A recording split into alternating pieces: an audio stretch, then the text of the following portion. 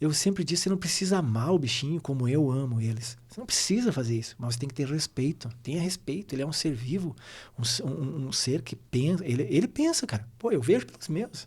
Não adianta dizer que não pensa, porque eles pensam. Né? Eles são mais limitados? São mais limitados, mas eles são inocência pura, cara. Entende? Se você der carinho, proteção, o que eles precisam, eles são de um reconhecimento para você. Deus livre. Em momentos difíceis da sua vida que tu vai passar, parece que eles sentem aquilo, sabe? Eles ficam próximos, parece que eles sofrem junto com você. E isso só quem lida com um animalzinho direto é que percebe. Então até respeito. Tem muitas pessoas que não têm essa conexão, porque às vezes nunca tiveram, mas pelo menos respeite o bichinho. Sim, claro. Não o animalzinho está atravessando a rua lá. Tem gente que pensa bem assim, animal não tem que estar na rua. Cara, claro que não tem. Mas alguém abandonou, ele está lá na rua. Né? Mas mesmo que ele não fosse abandonado, tenha respeito pelo bichinho, porque ele não tem regras, ele não segue leis. Isso é para nós. Ele é livre.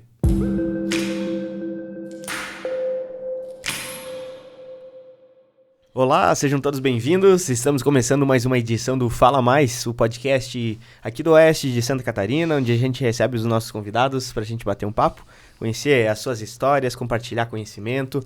O Fala Mais que tem um oferecimento da Cicobi Valcred Sul, do Frigorífico Arvoredo, da Notável Construtora, também da Concorde Informática e do Oeste Mais. Quem está sentado aqui na mesa com a gente hoje? Vamos à apresentação do nosso convidado do dia, né? Ele é segundo sargento da reserva remunerada, que é a famosa aposentadoria da Polícia Militar, né? E hoje ele atua como corretor de imóveis, dá para dizer assim, né? Ele é gestor de uma imobiliária. Também se dedica muito ao resgate e ao cuidado de animais em situação de rua, né? Situação abandono, de vulnerabilidade, né? E muitas coisas mais que a gente vai saber agora conversando com ele, que é natural de Irani. Soube agora a pronúncia correta, porque eu sempre chamei ele de Adi, mas é Adi Marcos Galhaço. Seja muito bem-vindo. Tudo bem com vocês? É um prazer estar aqui, satisfação, agradeço a oportunidade aí de a gente estar dando essa palhinha. É um bate-papo entre amigos, né? Com certeza. Onde a gente vai estar contando um pouquinho da trajetória, né? Legal. Adi, você nasceu em Irani mesmo, né? E sempre morou a vida toda lá? Irani é a minha cidade natal. Eu nasci em Irani, fiquei ali até meus 15 anos, fiquei um ano fora no colégio agrícola, retornei, me formei no Senec, né? E a partir dali começou essa história. Eu prestei concurso no município, né? Para dar aula. Como era formado no magistério, dei 2 anos de aula. Quando estava me efetivando pelo concurso, eu fiz o concurso da Polícia Militar. Isso mesmo. Foi aí que começou a história, então, a minha história militar, né? E foi em 96 isso, né? Concurso de 96. Antes de se tornar policial, tinha outra profissão. Era então, professor. Era professor. Isso mesmo. Lecionava para... O que acontece? Eu era formado no magistério, né? Eu lecionava naquelas salas multisseriadas no interior. Tinha várias turmas, imagina, né? 95, anos diferentes. Por ali, isso mesmo. Então tinha lá no interior, onde tinha as fazendas, os agregados que trabalhavam, tinham seus filhos iam para a escola e lá estava o Galhaço lá, né? Iniciante também naquela questão, né? E às vezes tinha que dividir o quadro em 4 partes lá, a primeira série, às vezes tinha um aluno, mas tu tinha que passar a matéria para aquele um aluno. Aí na segunda série tinha 2, 3 alunos, matéria para aqueles lá, e tinha que passar para os 4. Isso era lá no interior, né? Que depois eu fiquei 1 ano também na cidade, então dava aula só para uma, que era primário, no caso, as séries primárias. Para a terceira série no Colégio Sebastião Rodrigues de Souza. E antes de me efetivar, como eu falei, né? Eu acabei prestando concurso. Na época, eu e um outro colega, que hoje também é sargento da Polícia Militar, o Amarildo Pereira, que também é de Irani, a gente tinha montado uma academia nessa época que eu estava dando aula. Uma academia de musculação, a primeira de Irani, inclusive. Naquela época não precisava ter formação específica em educação física ainda, mas a gente recebia toda a instrução do Ayrton D'Argenton, que é o dono da Corpore lá de Concórdia, então a gente estava muito bem assessorado. Então a gente começou um empreendimento naquela época também. Porque eu sou um cara assim bem eclético, sou bem sincero para ti. poucas coisas eu foquei só naquilo. Eu procurei expandir muito a questão desde empreendedorismo, essas coisas aí. Sim. Com 12, 13 anos, eu fiz um curso, com 14 anos, fiz um curso pelo famoso Instituto Universal Brasileiro Sim. de Desenho Artístico e Publicitário, que dali uns 2 anos me possibilitou a fazer placas, desenhar, fazer faixas, era tudo na mão, né? Legal, cara. Foi uma trajetória interessante, sabe? Sim. Foi um momento interessante. Então você já tem uma experiência assim em áreas bastante diversas, Isso mesmo, distintas, né? Bastante. E o que te levou, cara, para Polícia Militar na época? Foi a pretensão de uma estabilidade na carreira? Ou era um gosto mesmo? Quando criancinha lá, o Adi na creche lá, quando crescer quer ser policial militar? Não, cara. Quando eu era criança eu não pensava muito nisso, não. Eu comecei a pensar nisso a partir dos meus 12, 13 anos. Começaram a chegar informações via o colégio, né? Eu nunca vou esquecer. Eles faziam muito propaganda do EPICAR, Escola Preparatória de Cadetes do Ar, lá de Pirassununga. E precisaria, eu acho que ter 14 anos, se não me engano, na época, para se inscrever, para tentar ir para essa escola militar lá e tal. Daí já era pela situação da aeronáutica, né? Uhum. E eu tinha um sonho, que foi criando, fui amadurecendo aquilo. Eu tinha uma vontade enorme mas meus pais nem falar, não tinha conversa, sabe? Era aquela coisa. Sim. Antigamente, mais interior, assim, né? Cidades pequenas. Então ficou uma coisa de sonho mesmo. Mas aí começou a entrar aquela coisa. Acendeu a luz, né? Militarismo, cara, interessante. E quando surgiu a oportunidade, esse sargento, Amarildo Padilha Pereira, hoje que ele está trabalhando em Concórdia ainda, deve estar indo para a reserva daqui a um pouco tempo, que nós se formamos juntos naquela época, ele me convidou. Adi, o seguinte, nós tínhamos academia junto, nós éramos sócios, né? Abriu o concurso da Polícia Militar, vamos lá, vamos fazer. Cara, será? Mas não que eu não quisesse, é porque eu não me sentia preparado, né? Sim. Não, vamos lá, vamos tentar isso aí, vamos lá. E fizemos o concurso, nunca vou esquecer que meu pai era totalmente contra meu pai. Meu pai é aquele cara conservador.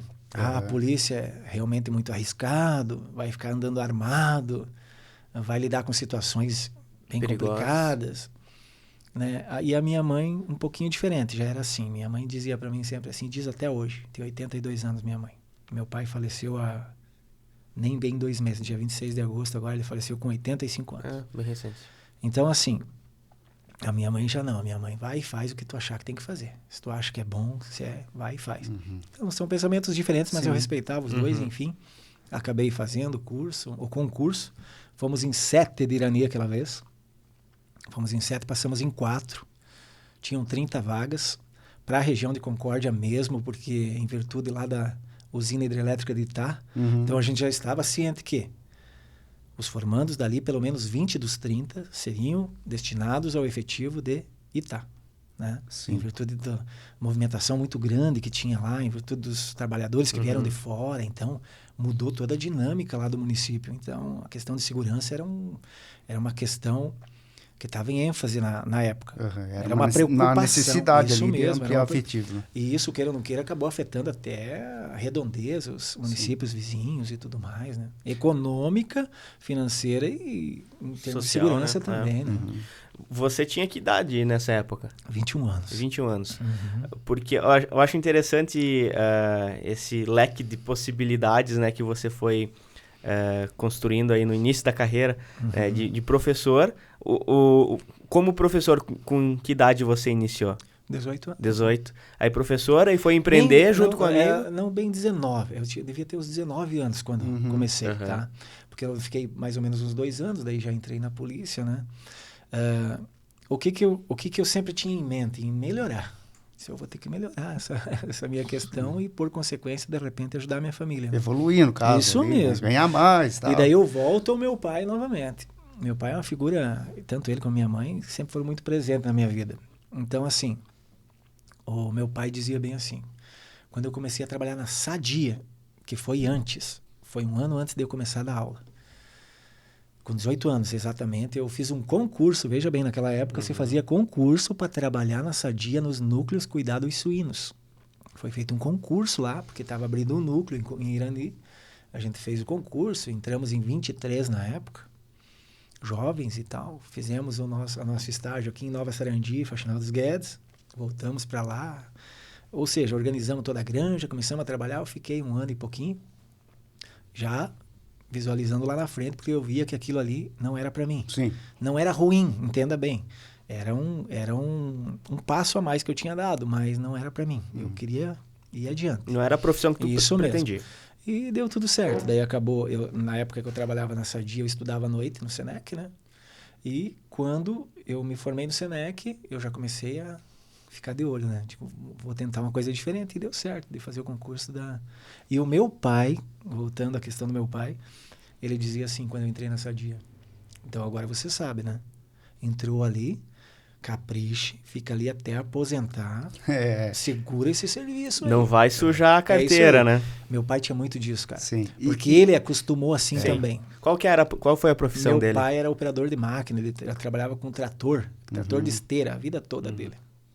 Quase 30 anos. Não era o pensamento dele, era o pensamento da cultura. Eu acredito que sim. Da geração dele, né, cara? Você segurar com as duas mãos, caprichar ali para você chegar lá no final, se aposentar, entende? Só que daí as possibilidades foram mudando, né? O tempo vai passando e as possibilidades vão mudando. Então, ele já não tinha mais essa visão, ele ainda tinha aquela visão antiga e tal. E a gente não adianta. É como os jovens de hoje também. As possibilidades são outras já, né? E eles também veem as coisas de uma maneira diferente. E eu também naquela época. Tanto que dali saltei pro vamos dar aula. E ele ficou feliz, porque ele viu que, melhorou. Entendeu? Agora, quando eu entrei na polícia, ele sentiu um baque. Ali ele sentiu. Foi um tempo até ele, né, assimilar aquilo realmente e tal. E não pela profissão em si, mas sim pelo perigo da profissão. Sim, ele tinha muito disso. Medo, no caso, né? Vai ter que lidar com pessoas, vai ter que repreender pessoas, inclusive pessoas conhecidas, porque o serviço policial, principalmente em cidade pequena, tem disso, né? Sim. E o início da tua carreira foi já em Itá. Você foi lá junto com esse grupo? A gente se formou, isso mesmo, a escola de soldado foi em Concórdia, né? Tivemos excelentes instrutores lá. Agradeço a todos eles porque eles encaminharam a gente de uma maneira muito profissional, né? E nós éramos em 30 alunos soldados na época. Nos formamos próximo ao final de 96, já sabendo que 20 desses iriam para Itá, como fomos. A cidade de Itá foi inaugurada, a nova cidade, né? Foi em dezembro, se não me engano, de 96. Então, a gente estava chegando lá. Chegamos, nos unimos ao efetivo da cidade de lá. Foi formado, então, o 3º pelotão da Polícia Militar de Itá, que até então era comandado por um sargento. E depois, quem veio comandar lá foi o tenente Ricardo Alves da Silva, que hoje é coronel. Ricardo Alves da Silva, vice-presidente do Detran, hoje de Santa Catarina. Ele já é da reserva também, um especialista na questão de legislação de trânsito, um cara fantástico, comandante impecável também, um grande exemplo dentro da Polícia Militar. E aí você ficou quanto tempo trabalhando em Itá? Em Itá eu fiquei quase 4 anos.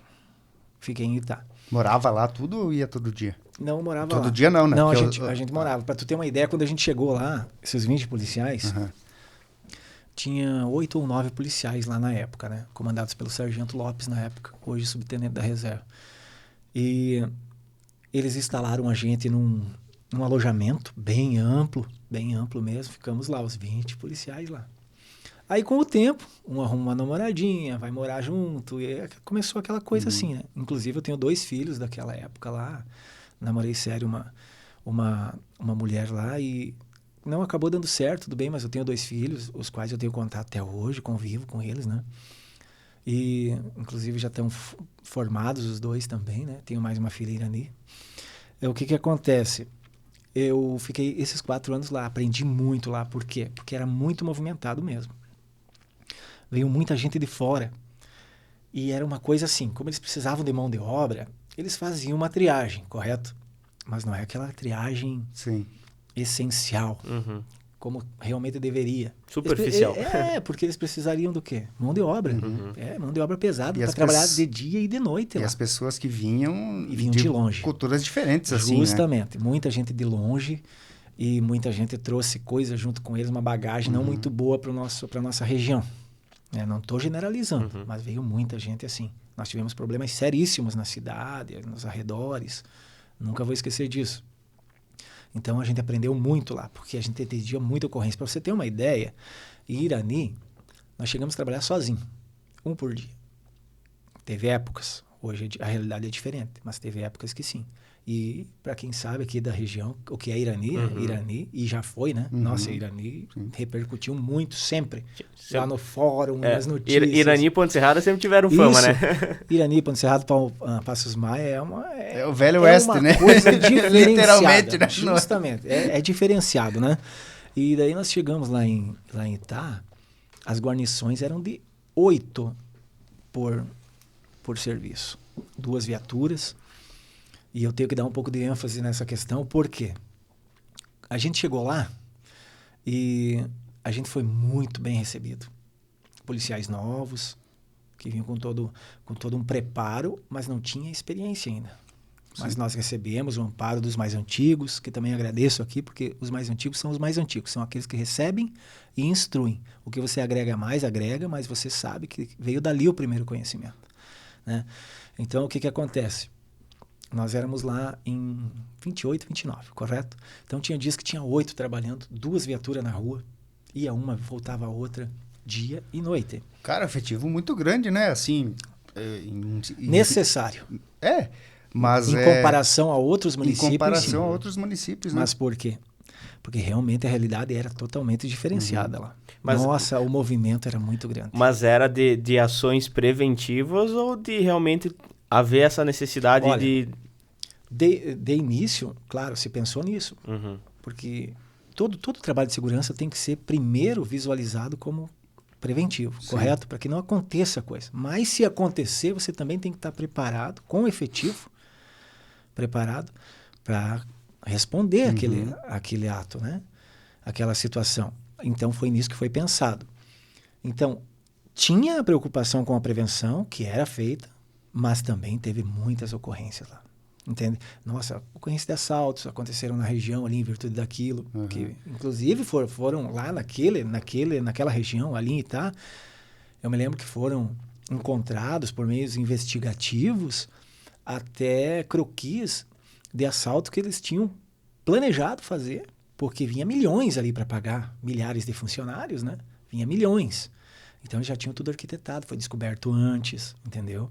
Então, muitas situações, assim, bem diferenciadas, entendeu? Nos dias de pagamento, para você ter uma ideia, juntavam-se ali 8, 12, 15 policiais de fuzil, ficavam em frente aos bancos, entendeu? Para quê? Justamente criar aquele impacto. Sim. Se vir, vão ter que vir bem preparados. Podem vir? Podem, porque a gente sabe que quem quer fazer e é dali, eles vêm mesmo, ainda mais em um grupo grande. Tanto que aconteceu em Irani, né? Eu inclusive, estava de serviço naquele dia. Então, assim, cara, foi uma experiência muito bacana. Para você ter uma ideia, Itá tinha o BESC. BESC agora não existe mais. Mas tinha o BESC, a gente tinha uma relação boa com aquele pessoal, e o pessoal pedia para sempre um policial, eu fui várias vezes, acompanhar um membro do BESC, né, um colaborador, até a cidade de Paial, 40 quilômetros de estrada de chão, numa Brasília, nunca vou esquecer, uma Brasília azul, policial fardado, armado, junto com esse membro do BESC, que ia lá atender o postinho lá de Paial, e mais o dentista. Dentista, gente boa demais, seu maninho, vivo até hoje, uma pessoa bem idosa, mas uma pessoa incrível. Então a gente ia sempre junto, fazendo a segurança para eles, veja bem, um policial, né? Mas estava fazendo a segurança, ia fazer o que dava para fazer, né? Aí nós íamos lá, acompanhava o dia dele lá no banco, fazia a segurança do banco, o postinho lá em Paial, e no final da tarde voltava, pegava o dentista, que também ia fazer a parte dele no postinho de saúde lá de Paial, e voltava para... Isso, se não me engano, era na quarta ou na quinta-feira toda semana. Sim. Era feito um revezamento entre os policiais. Outra situação, CBPO, CR Almeida, Gerasul, na época, as empresas que estavam tocando a obra, tinham os dias de pagamento, que às vezes não eram ali nos bancos. Faziam pagamento lá embaixo, nos escritórios e tal, né? Também policiais que estavam de folga, eu fiz muito disso. Eles contratavam os policiais de folga para poder dar mais segurança naquele local, em virtude como é que eu vou te dizer, da condição de dar algum problema. Sim. Então, eles visualizavam, opa, vamos evitar, vamos tentar prevenir ao máximo. E, graças a Deus, na maioria das vezes, sim, deu certo, né? Funcionou. A população se sentia mais segura porque via policiais em grande número pela cidade. Isso favoreceu bastante no âmbito da segurança pública Itá, né? Mas mesmo assim, teve bastante ocorrência. Teve, cara. Teve algumas situações bem complicadas. Para ter uma ideia, aí faziam os bailes das comunidades. Você imagine um baile onde o pessoal da comunidade era acostumado com pessoas da comunidade, um que familiar, outro. Né? Isso, uma coisa mais familiar. E, de repente, chegar 300, 400 pessoas com outras culturas, né? Com outros pensamentos. Então, assim, havia um choque de realidade ali. Mas nós sempre estávamos lá. Para ter uma ideia, nós chegávamos nessas comunidades para trabalhar, eles faziam questão que a gente fosse lá. Hoje você vê muito pouco disso. O policial vai, às vezes faz uma ronda, em alguns lugares, nem em todos. Então nós chegávamos lá, para tu ter uma ideia, o pessoal da comunidade, eles tinham uma consideração enorme pela polícia militar.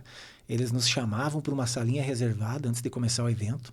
Aqui tem uma mesa para vocês vão jantar aqui. Tal horário, vocês me avisem aí, vocês vêm aqui, vão fazer um lanche, vamos revezar e tudo. Assim, sabe, você sentia o acolhimento daquelas pessoas e o reconhecimento, principalmente. Sim.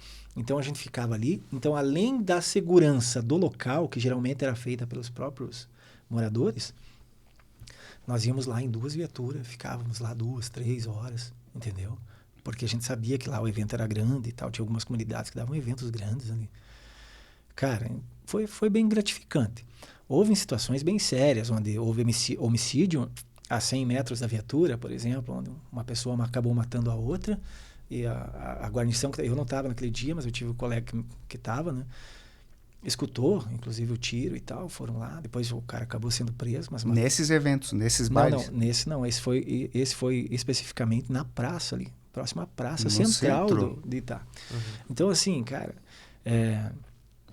era isso que a gente queria evitar. Sim, era isso e as pessoas de fora envolvidas nesse caso, penso eu. Não era a população Eu não vou saber nativa. especificar. Sim. Envolvimento de pessoas que vieram de fora para trabalhar, correto? Isso foi, se eu não me engano, foi à noite, tá?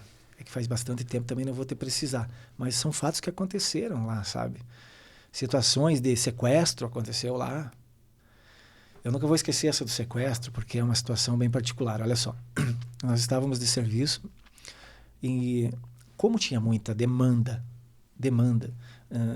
de serviço de táxi, condução e transporte, então tinha lá as empresas de táxi e tal. Eu não vou citar o nome agora, mas eu me recordo bem quem. Eles tinham algumas regras entre eles justamente para segurança. Então, nós dois fazíamos parte da mesma empresa que fazia transporte lá, táxi, né? Você sai, mas cada tantos minutos você liga para dizer que está tudo bem e tal. O que aconteceu naquele dia?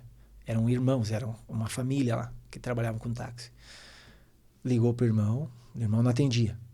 E também não retornava para dizer que estava tudo bem e tal. Saiu para ir para um lado, depois descobriu-se que foi para outro lado.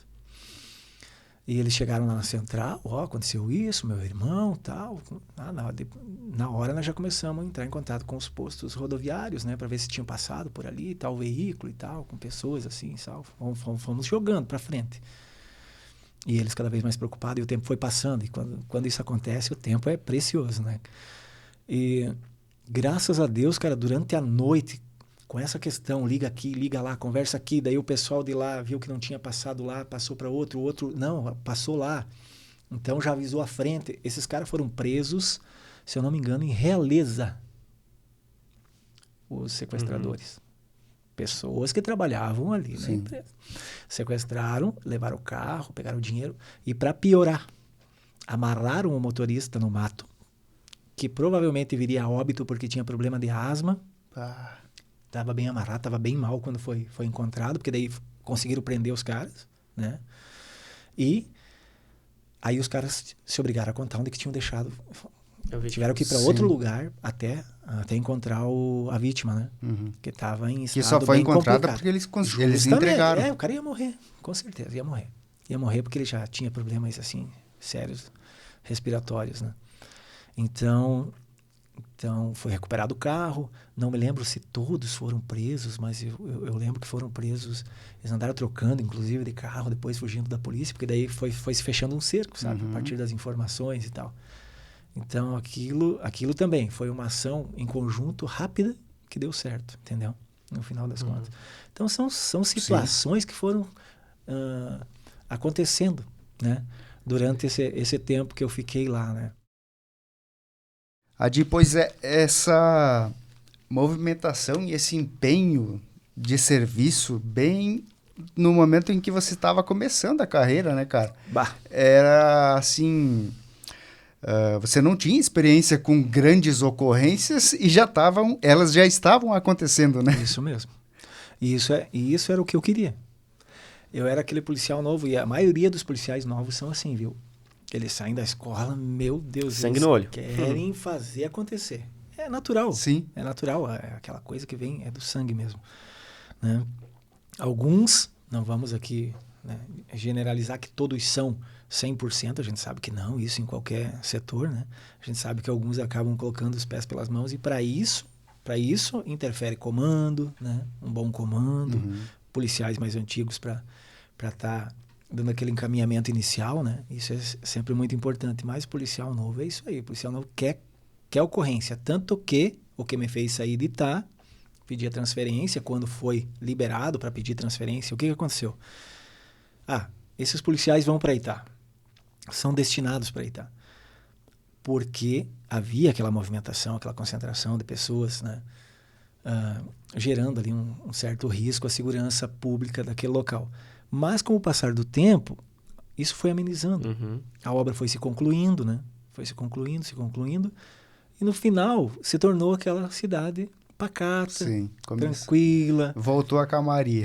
Como muita gente acaba falando, né? Só levava os bêbados para casa. Mas não, ainda dava, assim, claro, ocorrências e tal. Mas já não era a mesma coisa, né? Não eram as mesmas ocorrências. Já não estava mais tendo graça, então. Justamente, você falou tudo, cara. Para mim não tinha mais graça aquilo lá. É engraçado. A gente sabe que tem policiais que preferem aquela coisa mais tranquila. E eu não era assim. E ação. Eu não era, eu gostava de ação. Tanto que daí consegui a transferência para Irani, né? Aí Irani já começou a coisa começou a ficar mais dentro daquilo que eu gostava. Ocorrência. Só que ali já mudou algumas situações. E a gente tinha apoio total. Prefeitura, das empresas. As empresas, juntamente com a prefeitura, equipavam a polícia militar lá. Viaturas novas. Eu lembro quando eu cheguei em Itá, a gente tinha um ou dois Uninho, 92, 93, que às vezes a gente precisava de ajuda de manhã cedo para fazer pegar, entendeu? Então, porque era difícil, eram bem velhinhos, com problemas mecânicos, aquela coisa toda. Então era um equipamento um pouco mais defasado, entendeu? E depois não. Depois mudou tudo. O pessoal da usina ali, das empresas, mais prefeitura, nossa, começou a incentivar viaturas novas. Então, logo veio um cadete novinho, uma Paraty novinha, equipamentos, armamentos, a questão de computadores. Nossa, Itá era uma referência ali na região. Tinha uma estrutura ali. Nossa, diferenciada, entendeu? E precisava mesmo. Aí eu cheguei em Irani, mudou um pouco as coisas, porque já não era a mesma coisa, nem não tinha efetivo, né? Tu falou. Justamente, nem equipamento e nem efetivo, né? Tinha que se virar como podia mesmo. Essa que é a realidade, né? Era uma outra realidade. E o que mais pesava era o efetivo, cara. Você ia atender uma ocorrência, e Irani era ocorrência de vulto também. Sim. Talvez um pouco diferente. Muita gente com arma branca, arma de fogo. Para tu ter uma ideia, cara, teve um ano que nós aprendemos mais armas de fogo na cidade de Irani, entendeu? Só em Irani, mais do que toda a região de Concórdia, num ano. Teve um ano específico que foi feito isso. Nós recolhemos muito, aprendemos muita arma de fogo em Irani. Terra de muito caçador, e até hoje ainda tem, infelizmente, né? E faca, briga de faca, facão, machado. Cara, coisas assim horripilantes, sabe? E você ia para a ocorrência e nós tínhamos sempre aquilo, o policial tem isso, de ir para resolver, né? Raros casos, o policial às vezes dá um pouco para trás e tenta resolver do outro jeito. Você vai para resolver, você tem que resolver, né? Porque você foi chamado para aquilo. E daí mexe até com um pouco do orgulho do policial, né? Porque às vezes Às vezes, quando você é novo, principalmente na polícia, você não pensa muito nisso. Já nos últimos tempos, eu pensava muito mais nisso. Você vai pegando experiência, você vai... Né? Não é que você vai deixando de ter aquele gás, mas você começa a agir um pouco diferente. Isso é natural. Administrar, isso é natural. Você começa a analisar melhor as coisas, né? Raciocina mais, espera aí, dá para resolver um pouco Age diferente. mais com a razão do que a própria isso emoção, mesmo. né? Você começa a conciliar mais com a razão. E a emoção tá ali, mas está controlada. Sim. E quando você é mais jovem, não. Você bota a emoção na frente e vamos lá. E aconteceu ocorrências onde eu fui atender, que o cara estava armado de faca, facão, e eu sozinho, de noite. Por exemplo, lá no bairro Santo Antônio, o Coab lá, aconteceu. Tive que chegar. E ainda mais eu conhecido na cidade, porque eu era da cidade. Então os caras nem me chamavam, o soldado, Galhaço na época, né? O soldado, policial, já me chamavam, Adi, não venha, você não vai me levar. Desse tipo, entende? Mas, claro, depois, né, de um jeito ou do outro, a gente sempre acabava resolvendo, graças a Deus, né? Hoje a gente pensa em muita coisa que fez, não sei se faria do mesmo jeito, entendeu? No Flecha de Ouro mesmo. Cara, ir sozinho no Flecha de Ouro para revistar pessoas lá dentro. Flecha de Ouro é um bailão, né? Não sei se existe ainda o Flecha de Ouro. Existe, mas mudou. Hoje é outra administração, a vibe é diferenciada já, entende? Mas o Flecha de Ouro deu o que falar lá no Irani. Era famoso, né, cara? Nossa, deu muito problema, seríssimos lá. Inclusive que repercutiu a nível regional. Teve muitos casos com homicídio lá, né? Mesmo pessoas mortas, né? E aí, você concluiu a tua carreira policial em Irani? Isso mesmo. Fiquei 23, 24 anos só na cidade de Irani. Olha aí. E, Adi, fazer esse comparativo, então, né? Quando você retornou a Irani, depois da tua experiência inicial lá em Itá, que era outro universo, foi para Irani, né? Um negócio bem mais atrasado, né? E agora, no findar do ciclo, né? Como policial. Como é que era... como é que você entregou, digamos assim, a cidade, né? Como é que deixou de trabalhar? Cara, Irani mudou bastante.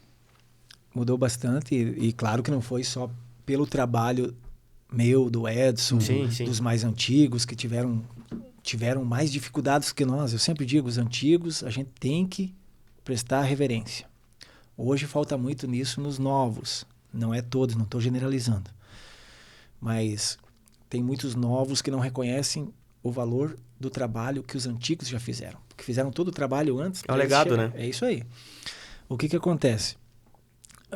Mudou muita coisa. Mudou muita coisa. As coisas foram mudando. Eu e o Edson, quando chegamos lá, Sargento Edson, que agora também foi para a reserva, quando a gente chegou lá, eu e ele eram os mais modernos. Sabe que eu sou o mais moderno? O mais moderno é o mais novo. Né? Tu vê, né? É o termo utilizado dentro da polícia. O cara é o mais moderno, porque é mais novo, entrou mais recentemente e tal. E os mais antigos, né? Eram todo o restante. Eu e ele, os mais novos de polícia. Então, nós tivemos que chegar, nos adaptar, né? Nos adaptar ao trabalho dos mais antigos também. E nos unir a eles. E os mais antigos foram indo para a reserva, correto? Foram vindo os mais novos que nós, inclusive. Mais modernos. Então, isso mesmo, mais modernos. Eles foram passando por ali e também deixaram o legado deles. Alguns 1 ano, outros 5 anos. Nossa, a gente fez muitas amizades, trocamos muita experiência com muitos policiais novos que foram entrando, ficavam um tempo. Eu sou lá de Porto União, volto para Porto União. Eu sou lá de Chapecó, vou voltar para Chapecó. Ficava um tempo, entendeu? E agora isso é mais recorrente ainda. Porque tem pessoas hoje que entram na Polícia Militar de Santa Catarina, lá do norte, cara. Sim. Entendeu? Por quê? Porque Santa Catarina está atraindo muita gente. Esse concurso é um concurso, como é que eu vou te dizer? Muito disputado. As pessoas querem entrar na Polícia Militar, até porque é muito bem cotada. É uma das mais bem pagas, uma das mais bem equipadas. Né? Quem que não quer fazer parte disso, né? Então, foi mudando. Então, começaram a vir esses novos. Foram deixando o legado deles e a cidade também foi mudando. Muita gente foi presa, alguns ficaram no caminho, como eu digo, né? Porque não quiseram... Eu sempre digo, né? O cara que tá no erro, ele tem essas 2 opções, 3 opções. É mudar, procurar melhorar, aprender com o erro, ou ir pra cadeia, ou morrer, infelizmente, né? A gente sabe que é assim, infelizmente é assim. E muita gente lá morreu, que cometiam crimes lá e tudo mais, né? Uns, inclusive, na mão da própria PM, né? Confronto, né? Confronto. E o que acontece? E outras pessoas foram presas, então houve assim, digamos assim, hoje Irani mudou bastante a cara. Até as ocorrências mudaram.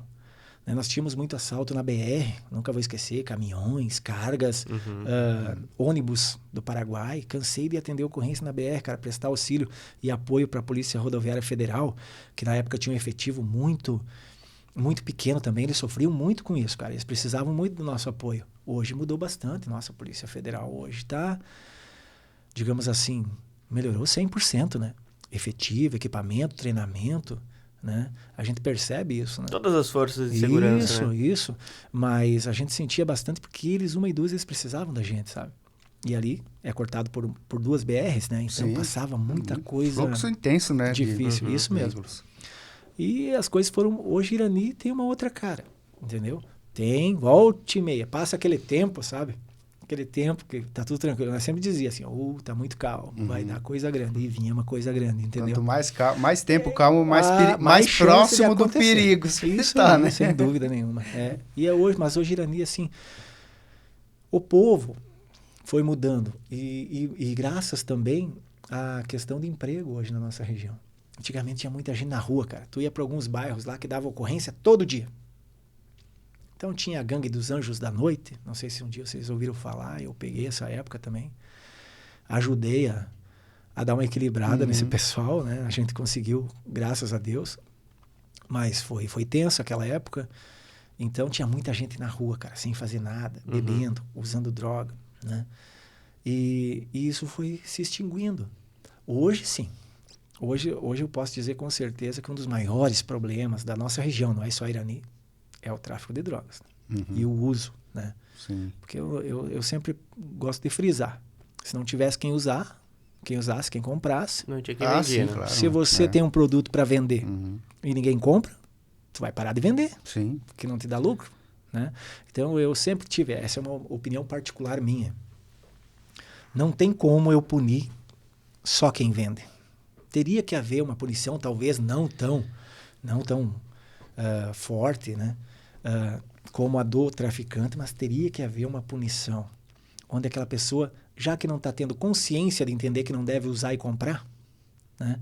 Que ele tenha o medo de comprar, porque ele vai ser penalizado, ou dinheiro, ou alguma pena, porque, cara, não funciona. De forma direta está fomentando o tráfico. Não funciona, né? Você cria uma lei de foguete, por exemplo, não posso soltar foguete aqui em Ponte Serrada, correto?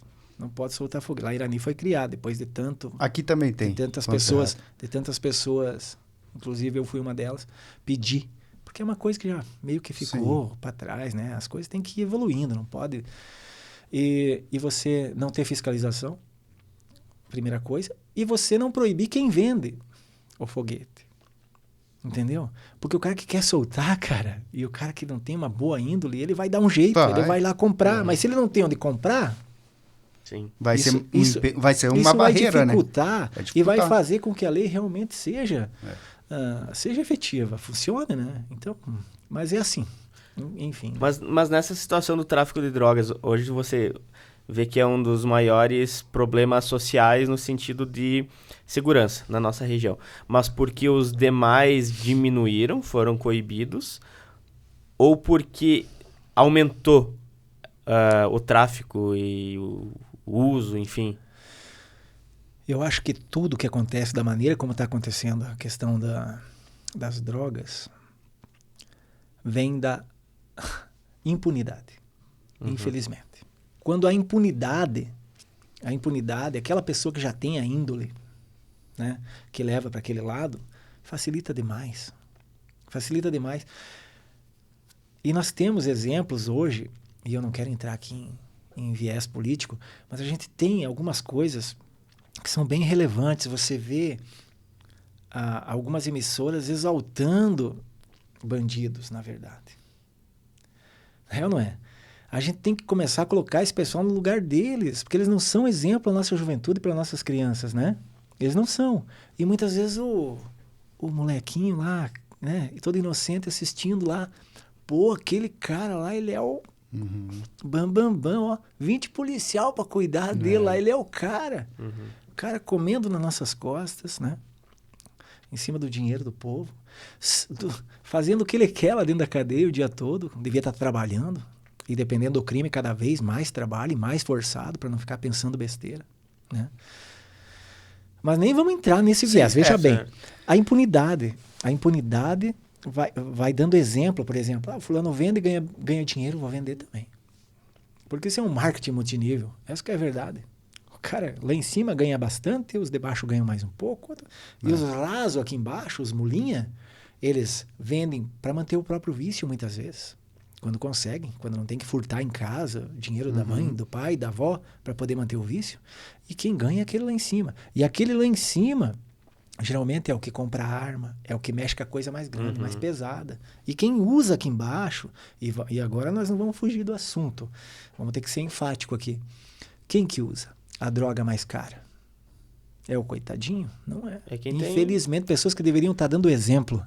É quem tem recurso. Dentro da cidade. Né? E agora não vou nem citar setor, são todos os setores. Sim. Entendeu? Todos. Mas não vou generalizar todas as pessoas, mas dentro de cada setor sempre tem aquele cara que está comprando a cocaína, a heroína, o crack. Claro, a gente começa crack, maconha e tudo, já começamos a mudar um pouco o perfil. Mas, enquanto não houver um pouco de consciência das pessoas, cara, e eu vejo assim que muitas pessoas que usavam, hoje têm filhos e tudo, e se preocupam com os filhos, para que eles não usem. Então, essa é uma forma até onde a pessoa está reajustando os valores, né? E eu passei muito por isso como policial militar. É uma coisa que eu me sinto muito grato, porque eu vi muitas pessoas sendo o que foram, cometendo ilícitos, e hoje pessoas decentes, com famílias, trabalhando e tudo. Isso é ótimo, cara. Não tem coisa melhor. Eu acho que é uma das coisas que o policial mais gosta de ver. Pô, aquela vez eu tive, infelizmente, que repreender, tive que levar preso, tive que multar, mas hoje ele, pô, cara... E eu tenho muitas pessoas, isso é bem interessante, que chegam pra mim, galhaço, eu mudei. Cara, você sabe que eu incomodei, né? Eu não sei o quê. Pô, mas que bom, cara. Né? Eu fico feliz com isso, fico muito feliz. E eu já tive muitas situações onde a pessoa veio e me falou isso. Aí, em alguns casos, infelizmente, não. Infelizmente, a pessoa já está presa ou já deu outro problema mais sério. Mas, voltando de novo àquela questão, eu não vejo outra situação que não a impunidade. Certo. E essa questão de achar que tudo é normal, né? A modinha, a droga virou quase que uma modinha, cara. E depois, algumas pessoas, algum organismo reage de uma forma, outros organismos reagem de outra forma. Então, às vezes a pessoa analisa, mas aquilo lá usa tanto tempo, nunca deu problema, cara. Mas tem pessoas que usam poucas vezes e ficam totalmente dependentes. Eu conheço pessoas, famílias destruídas hoje porque já mandaram os filhos para tratamento 1, 2, 3 vezes e não está tendo resultado. Então, é um problema seríssimo esse das drogas, viu? É um problema seríssimo. Situações perigosas ali, que você, como policial, enfrentou. Você falou ali de alguns casos que aconteceram até em Irani, região, né, de confronto policial, que o bandido acabou sendo morto pela própria polícia, né? Quais as situações perigosas que te vem à mente, assim? Cara, tem bastante, porque são 27 anos, né? Mas se eu fosse escolher algumas, assim, que me vem já na memória... Cara, pra tu ter uma ideia, uma vez, eu e minha esposa saímos pra jantar. Era véspera de Páscoa. Vamos jantar na Bete do Bazejo, lá no Trevão, né? Local conhecido e tal. Tava começando a garoar, assim... Vamos lá, vamos ver se tá aberto, vamos jantar. Saímos da casa dela, que era em frente à delegacia civil, lá de Irani, e fomos. Daí até combinamos durante o percurso de, na volta, se nós conseguíssemos já pegar a minha sobrinha, que estava vindo de uma outra cidade e ia chegar na rodoviária que ficava no meio do caminho.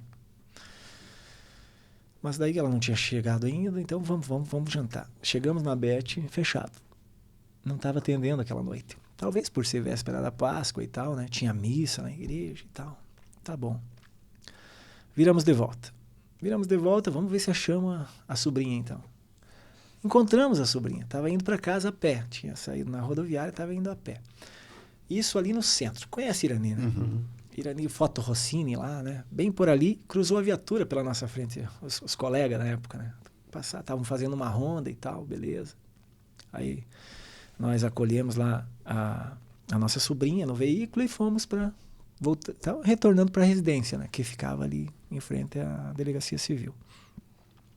Chegamos em casa, ainda não tinha o cercado que tem hoje lá. Então era aberto o pátio na frente, de frente para casa, assim, né? Quando eu estava chegando, eu já vi uma estrada. Era uma estrada azul escura, assim, toda, com isofilme toda, tal, na frente ali, na via, né? Estacionada. Eu já achei estranho, né? O policial tem isso. O policial, ele mapeia. Tem o tino, né? Ele mapeia. Eu achei estranho. Mas, ao mesmo tempo, tu vê como é que é. Do lado da casa dela, tinha um pessoal que trabalhava para a CETEP. E tinha muita gente lá de Criciúma, daquela região, que ficava ali, né? E era um veículo de Joinville. Pensei, mas deve ser do pessoal aí da casa do lado, né? Devem estar esperando alguém. Mas mesmo assim fiquei com o pé atrás, porque estava um pouco mais para frente, onde deveria estar. Mas quando eu virei o veículo para entrar no terreno, a luz deu na porta de entrada, a porta estava aberta, cara. Aí já deu mas quem que pode ter vindo? Porque ainda tinha, na época, a Maria Lina, que era outra sobrinha, falava, mas não eram para estar ali. Uhum. Então, o raciocínio veio logo. Disse, opa, tem alguma coisa errada aí. Mas não deu tempo de pensar isso. Já saiu um cara de dentro da casa correndo, com a arma na mão, apontando para nós.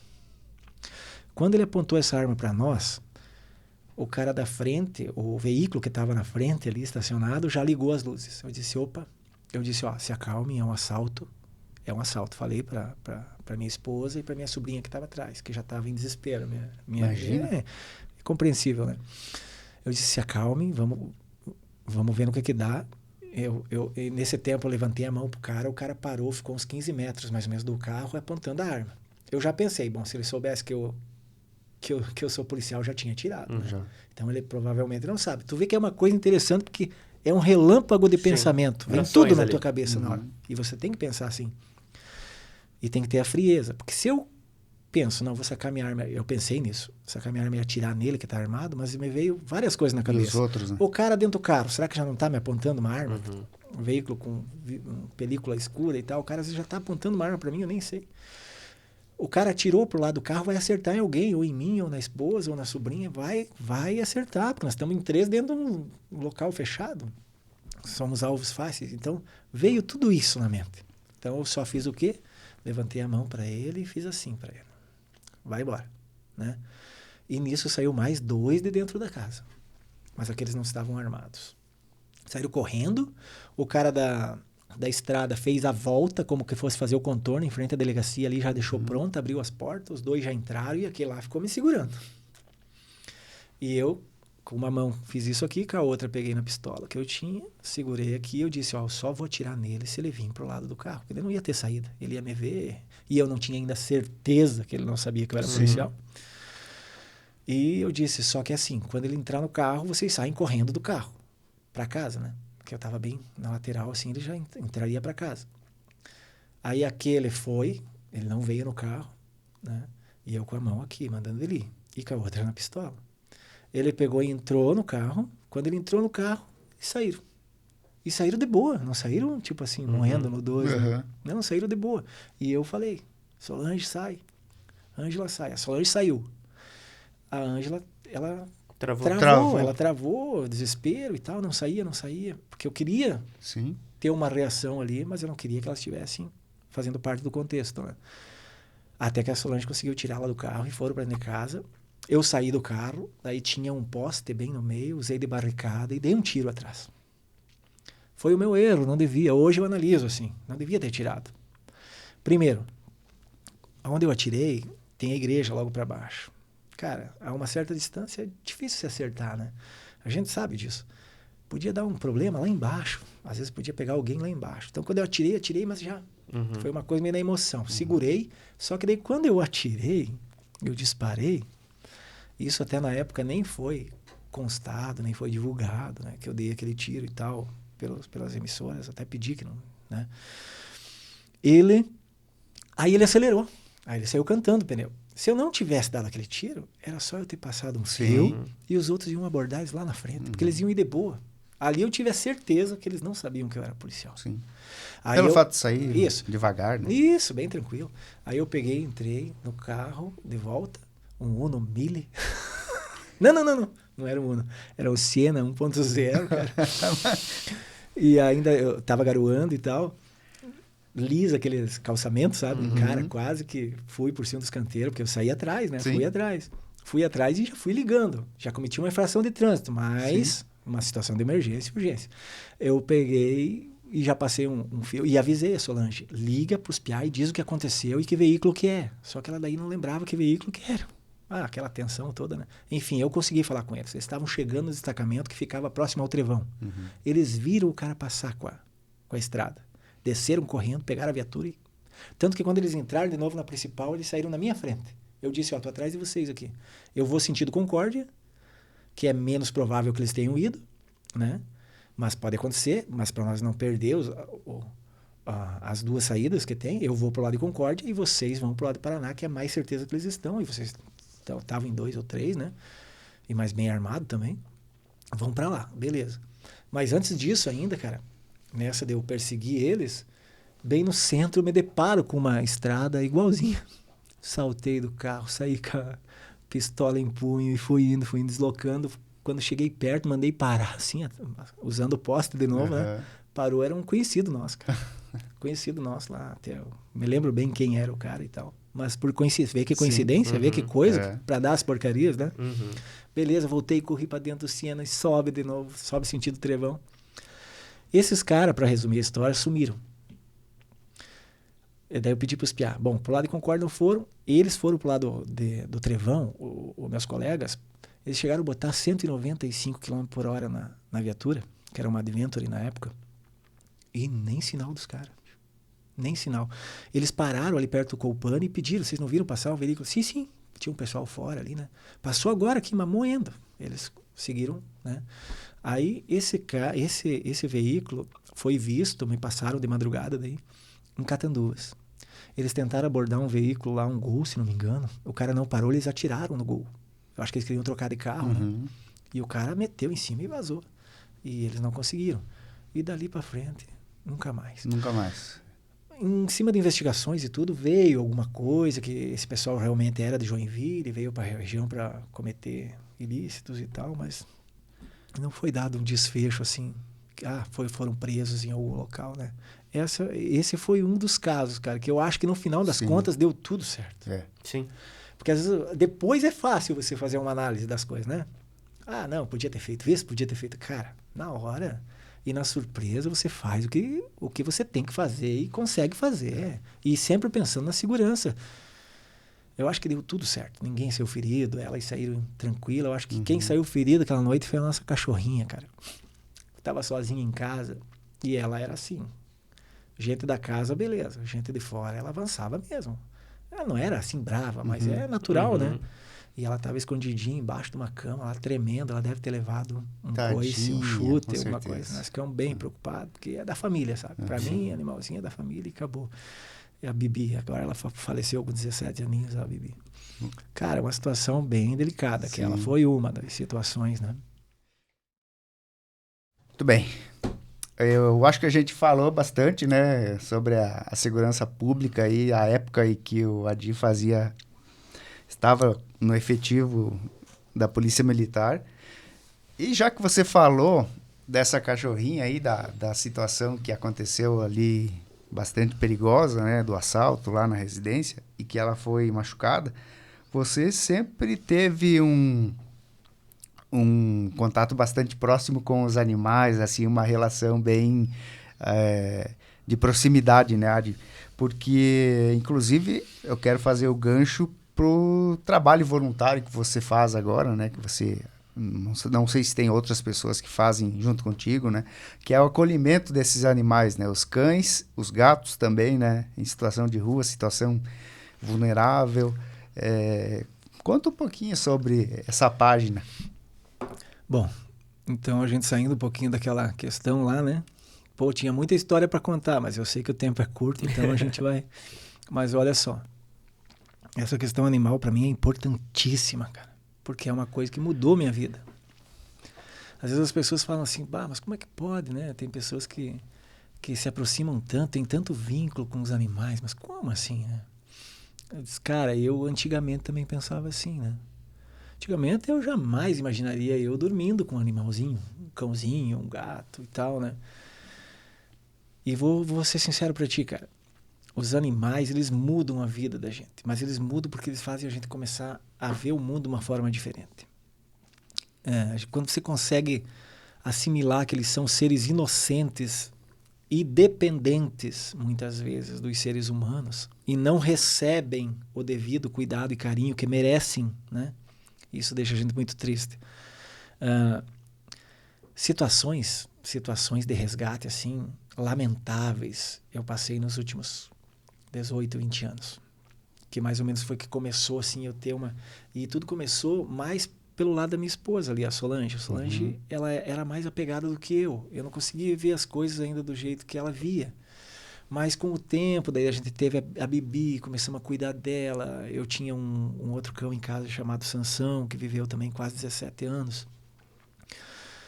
E isso é um detalhe, viu? Os nossos animais geralmente vivem de 13 a 17 anos. Porque são sempre muito bem cuidados e ainda a gente acha que poderia fazer mais, mas é que são tantos que às vezes, né? Se fosse só um, de repente você poderia cuidar até mais, né?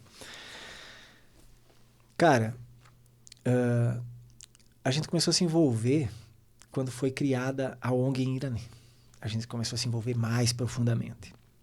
A Solange era a vice-presidente na época, a Karine Maziero era a presidente, foi montada, eu fazia parte ali do grupo. E tem muitas pessoas hoje no Irani, se eu for citar nome aqui, eu vou estar sendo injusto com alguns, porque tem muitas pessoas no Irani hoje que ajudam. Inclusive pessoas dos pets, das agroveterinárias. Né? Com doações? Com doações, isso mesmo, fazendo um preço mais barato, né? Passando informações. Então, assim, muitas pessoas envolvidas. Mas nós passamos por várias situações. Essa situação da ONG, na época, a gente tinha um certo apoio. Certo? Um certo apoio político, administrativo lá do município. Então, se conseguia fazer bastante castrações. Era uma época que a gente ia para os bairros com o veterinário super disposto também. O Ivan, um cara super dedicado. Ele ia e a gente acompanhava, ele fazia as castrações nos colégios, o pessoal levava, o pessoal de baixa renda e tal, para castrar os gatos, cachorros e tudo. Claro, sempre de uma forma bem profissional, mas ele dava jeito, né? Profissional. E ali a gente conseguiu dar uma estabilizada um pouco nessa situação, sabe? Porque Irani era complicado de animais na rua. E hoje tá pior. Ele teve um lapso ali onde ele ficou meio que instável, hoje tá muito pior. Nossa, e não é só lá, a gente sabe, mas Irani tá um caos. Essa que é a verdade, tá um caos.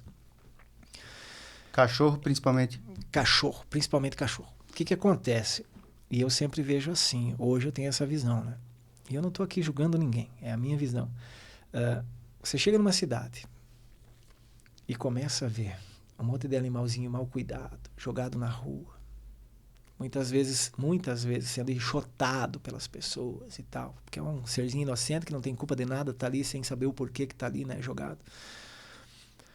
Você já começa a fazer digamos assim, a ter uma visão da população. Né? Pô, como é que deixam os animais ficar desse jeito? Como é que tem tantos animais? Você tem muitos animais abandonados. Primeira coisa, não vamos jogar a culpa na administração. Primeira coisa. A culpa é da população. É a falta de consciência. Talvez a administração poderia ter entrado com a questão de conscientização, trabalho em cima disso, castração e tudo mais. Beleza, isso é a contrapartida do município e tem que ser mesmo. E o animal, depois que está na rua, a responsabilidade é a administração pública. E talvez a contrapartida não esteja sendo suficiente, né?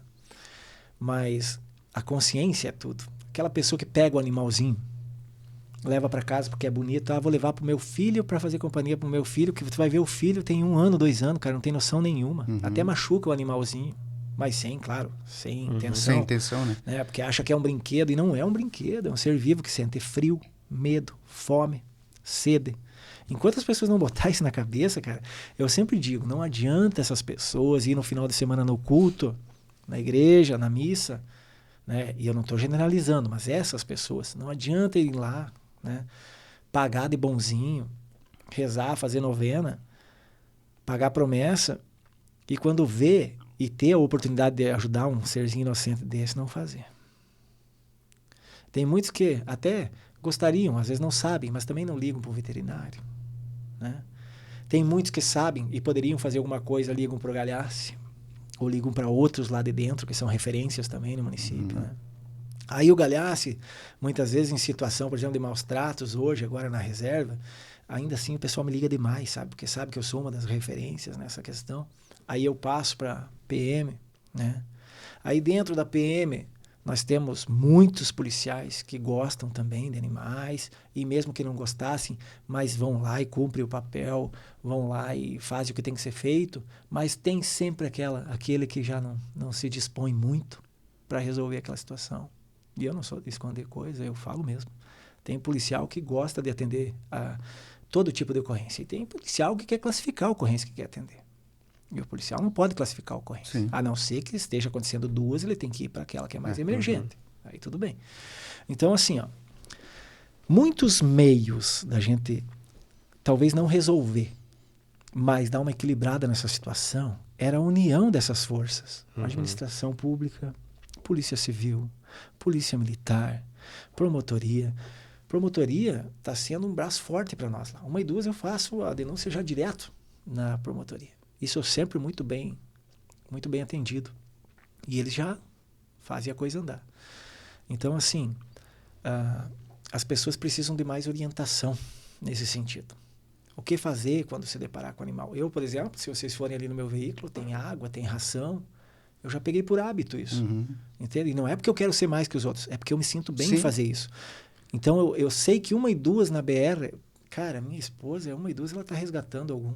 E daí o pessoal reclama porque, levou lá pra cidade. Cara, é um ato de amor, é um ato de justiça. Tu vai deixar o animalzinho lá na BR, longe de tudo e de todos, com fome, com sede, desesperado? Se tu conseguir pegar, eu sou eu pego e levo pra cidade, solto lá na cidade. Mas daí tá errado. Tá errado é deixar lá na BR pra morrer atropelado, com fome, com sede, doente. Eu levo mesmo, porque eu sei que lá na cidade...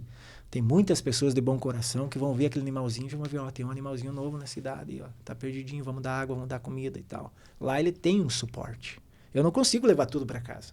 Para vocês terem uma ideia, eu e a Solange, na época ali, quando daí foi desfeito, digamos assim, dividido a situação da ONG. Quando eu falo dividido é o quê? Pegamos todos os animais e dividimos entre as pessoas da ONG. Cada um vai levar tantos para casa e a partir de hoje a ONG... A gente não, tipo assim, em termos documentais, a gente não extinguiu a ONG. Continuou no documento. Inativou, isso aí. Porque nós não tínhamos mais apoio, cara. Tivemos algumas administrações que não fizeram absolutamente nada. E a ONG não recebe recurso. Sim. Muito pelo contrário, nós vivíamos cheio de dívida, pagando conta. Entendeu? Porque daí as pessoas ligavam para nós... vocês têm que vir fazer isso. Vocês têm que resolver isso. Como se fosse uma obrigação da ONG, né? Entende? E às vezes a gente até orientava, não, mas você também pode fazer. Faça isso, faça isso, faça isso. Daí não gostavam muita gente. Não, mas tem que fazer, pô. Tá ligando para nós porque tu não gosta do animalzinho, não tá se compadecendo do sofrimento dele, faz tua parte. Né? Mas tem gente que não pensa assim, ela quer jogar o problema para ti. Porque para ela é um problema, ela joga para você. O Galhaço vai resolver. Cara, chegaram e levar animais lá no sítio onde a gente mora. Chegaram lá com o animal, assim, vim te dar um animal aqui. Não quero mais. O cara te dizer isso, não quero mais. Meu pai tá isso, meu pai tá aquilo, e daí nós não temos tempo para cuidar. Meu amigo, falou com a pessoa errada. Eu já abro o portão e vou lá conversar, vamos conversar. Eu rezo a missa, cara. Faz favor, né? Mas, claro, tem que ter uma certa prudência ainda, porque ainda você tem que ter um cuidado. Você fala, bota ele, faz ele enxergar as coisas. Mas você ainda tem que ter um cuidado, porque essa pessoa pode muitas vezes depois ir lá e se cobrar no animalzinho, levar para longe, abandonar, entendeu? Então tem tudo isso ainda. A gente fez flagrante, cara. Quando eu estava nativa ainda ali, nós recebíamos denúncia, íamos lá, situação de maus tratos visíveis e maus tratos, cara. Teve uma vez, vou citar um exemplo, que é um pitbull. O pitbull era um filhotão ainda. com as orelhas todas, as duas cortadas, entendeu? Tiraram aquela parte mais alta, tudo inflamado, saindo sangue, cara. E levamos o cara preso, né? Tu sabe que hoje nós temos... Mas foi mutilado mesmo, isso intencional. mesmo, claro. Tu sabe que isso não se faz mais nem em clínica. O corte de rabo também é proibidíssimo. É ato de crueldade contra o animal. É flagrante, 2 a 5 anos, hoje a pena.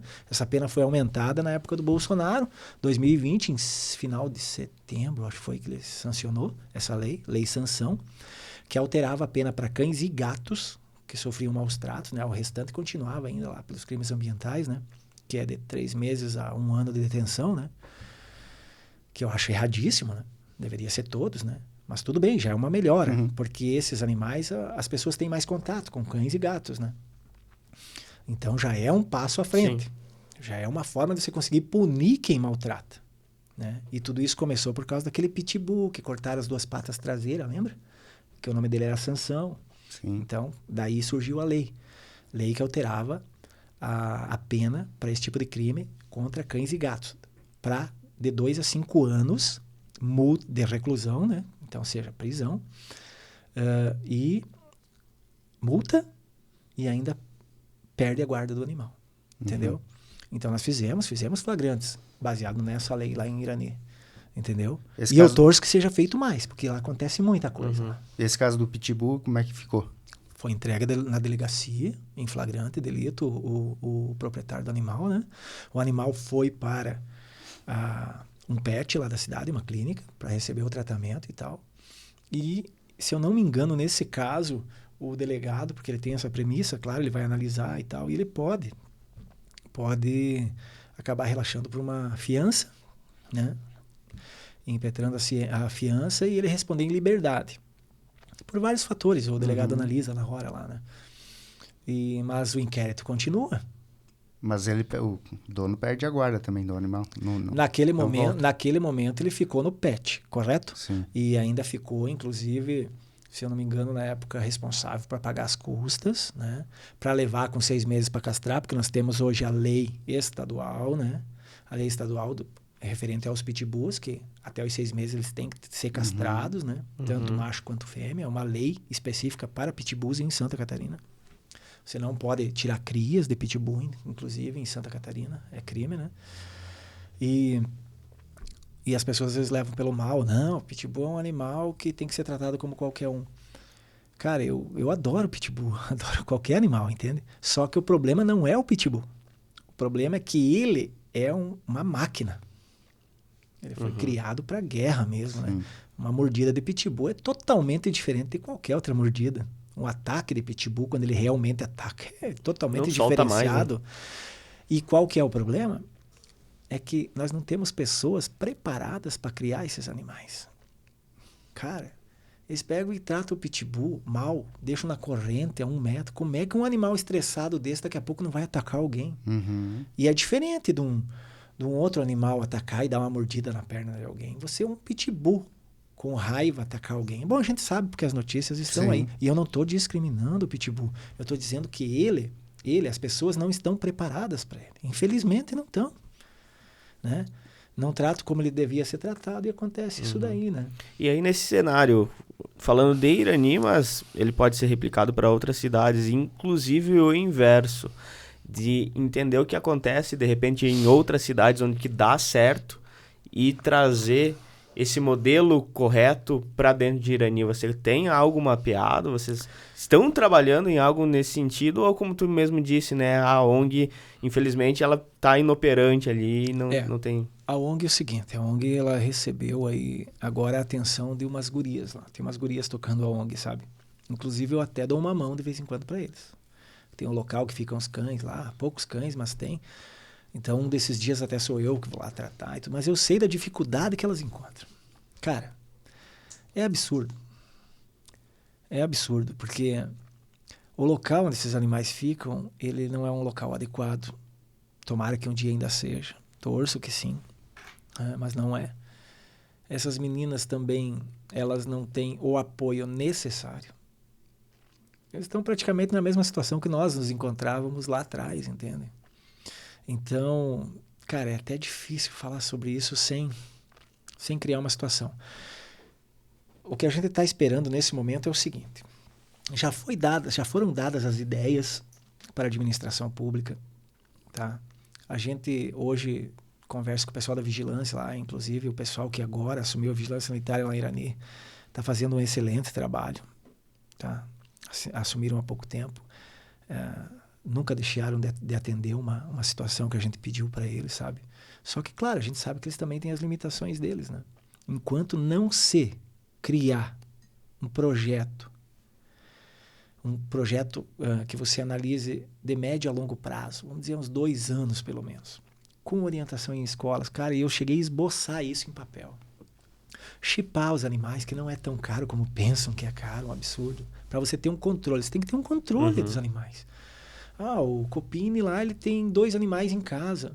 Inclusive eu dei essa ideia na época. Se utilizar de algumas pessoas que vão nas casas já fazer alguns levantamentos, para fazer esse tipo de levantamento, ter um banco de dados. Faleceu os próprios agentes de saúde, né, que fazem. Isso aí. Faleceu um dos teus animaizinhos. Você liga lá, quero dar baixa do animal e tal. Um veterinário vai lá, realmente morreu assim, porque, né, sempre tem que saber o que aconteceu com o animal também, né? E dá baixa no animal, beleza. O Copini quer adotar um animal de rua. Para isso tem que ter uma lei.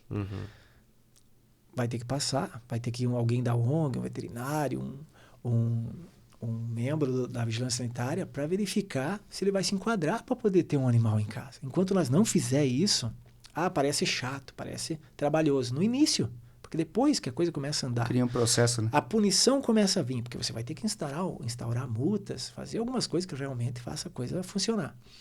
Ter um banco de dados dos animais que estão em casa, cães e gatos, principalmente. Eu digo cães e gatos principalmente, não é porque eu gosto mais ou menos só de cães e gatos, né? A minha situação é bem diferenciada, inclusive. Eu sou vegano, então para mim qualquer animal, né? O que acontece?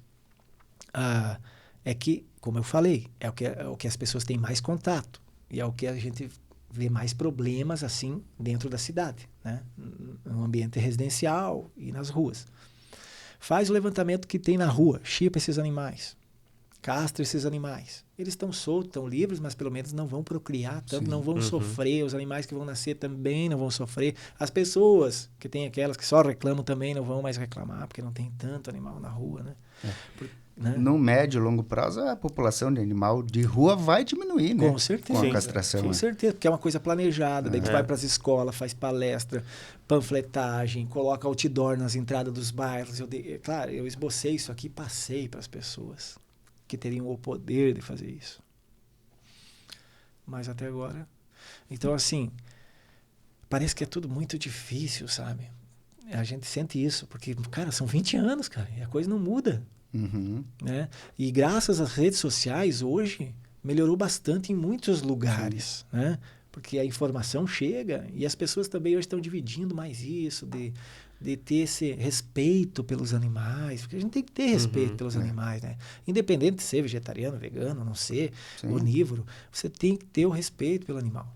E ter sempre em mente, eu sempre digo, o animal é inocente, em toda e qualquer questão. Não tem como você imputar a ele alguma coisa que ele fez por real maldade.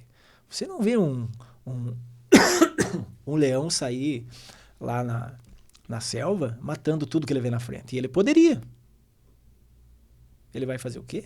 Ele vai caçar para ele se alimentar ou a família dele se alimentar. Se ele não tiver com fome, ele não vai sair matando. Então, ele sim é instinto de sobrevivência. Antigamente, nós também. Não era assim? Ou você, infelizmente, matava um animalzinho em determinada região que não dava nem para plantar. Era a caça mesmo, né? Ou você morria. Então, era um estado de sobrevivência. Então, as pessoas hoje têm que começar a analisar um pouquinho essa questão desses animais que estão na rua.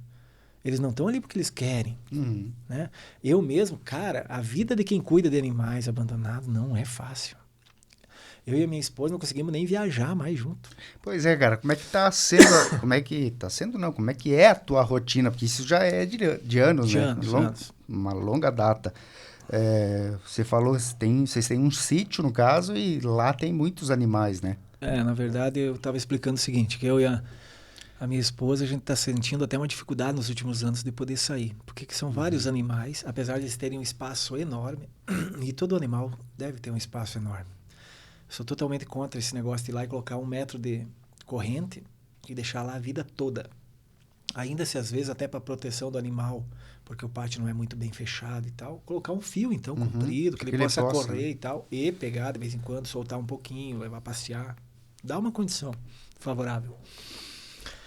Então assim, cara, trata animal, cuida de animal, gasta, porque como eu falei, os animais de rua a gente tira geralmente com algum problema já, né? Aí eu procuro conciliar tudo isso, mais os resgates que as pessoas chamam e tudo mais. Daí mais animais que foram resgatados já estão nos pets, tem que ir lá dar uma atenção, saber como é que tá, como é que não tá, as divulgações para tentar doar. Aí mais essa questão da quinta-feira sou eu que trato os animais lá da ONG, vou lá, dou uma olhadinha neles também. Então a questão em relação aos animais, ela ocupa bastante tempo, né? Mas é gratificante. E resulta, assim, em bastante gastos também financeiros, porque no final das contas acaba sobrando bastante coisa para a gente pagar. Para você ter uma ideia, eu tive uma ideia uns 2 anos e pouco atrás de criar um grupo de ajuda. Porque eu já estava de saco cheio desse negócio de fazer uma vaquinha, fazer uma rifa, não tenho mais saco para isso, cara. Sabe por quê? Chegava a conversar com umas pessoas, tem muitas pessoas que recebiam a gente muito bem, não viam a hora de ajudar, mas tinha outras que você via que parece que era uma encheção de saco, cara, entende? Faziam meio na obrigação, outras recusavam. Se tornava até uma coisa chata, sabe? Você quer saber? Vou tentar uma forma diferente. Eu criei uma mensagem de WhatsApp falando o que a gente poderia estar fazendo, reunindo um grupo com um valorzinho por mês para resgates e situações emergenciais, né? E mandei para os mais conhecidos e pessoas que eu já sabia que eram pela causa também. Consegui 100 pessoas. Para tu ter uma ideia, de todas as pessoas que eu mandei, só uma optou por não participar. E na época era R$10 por mês. Eu já fiz um valor bem baixo mesmo, que é para não pesar no bolso de ninguém. São R$10. R$10 não vão fazer a diferença na tua vida.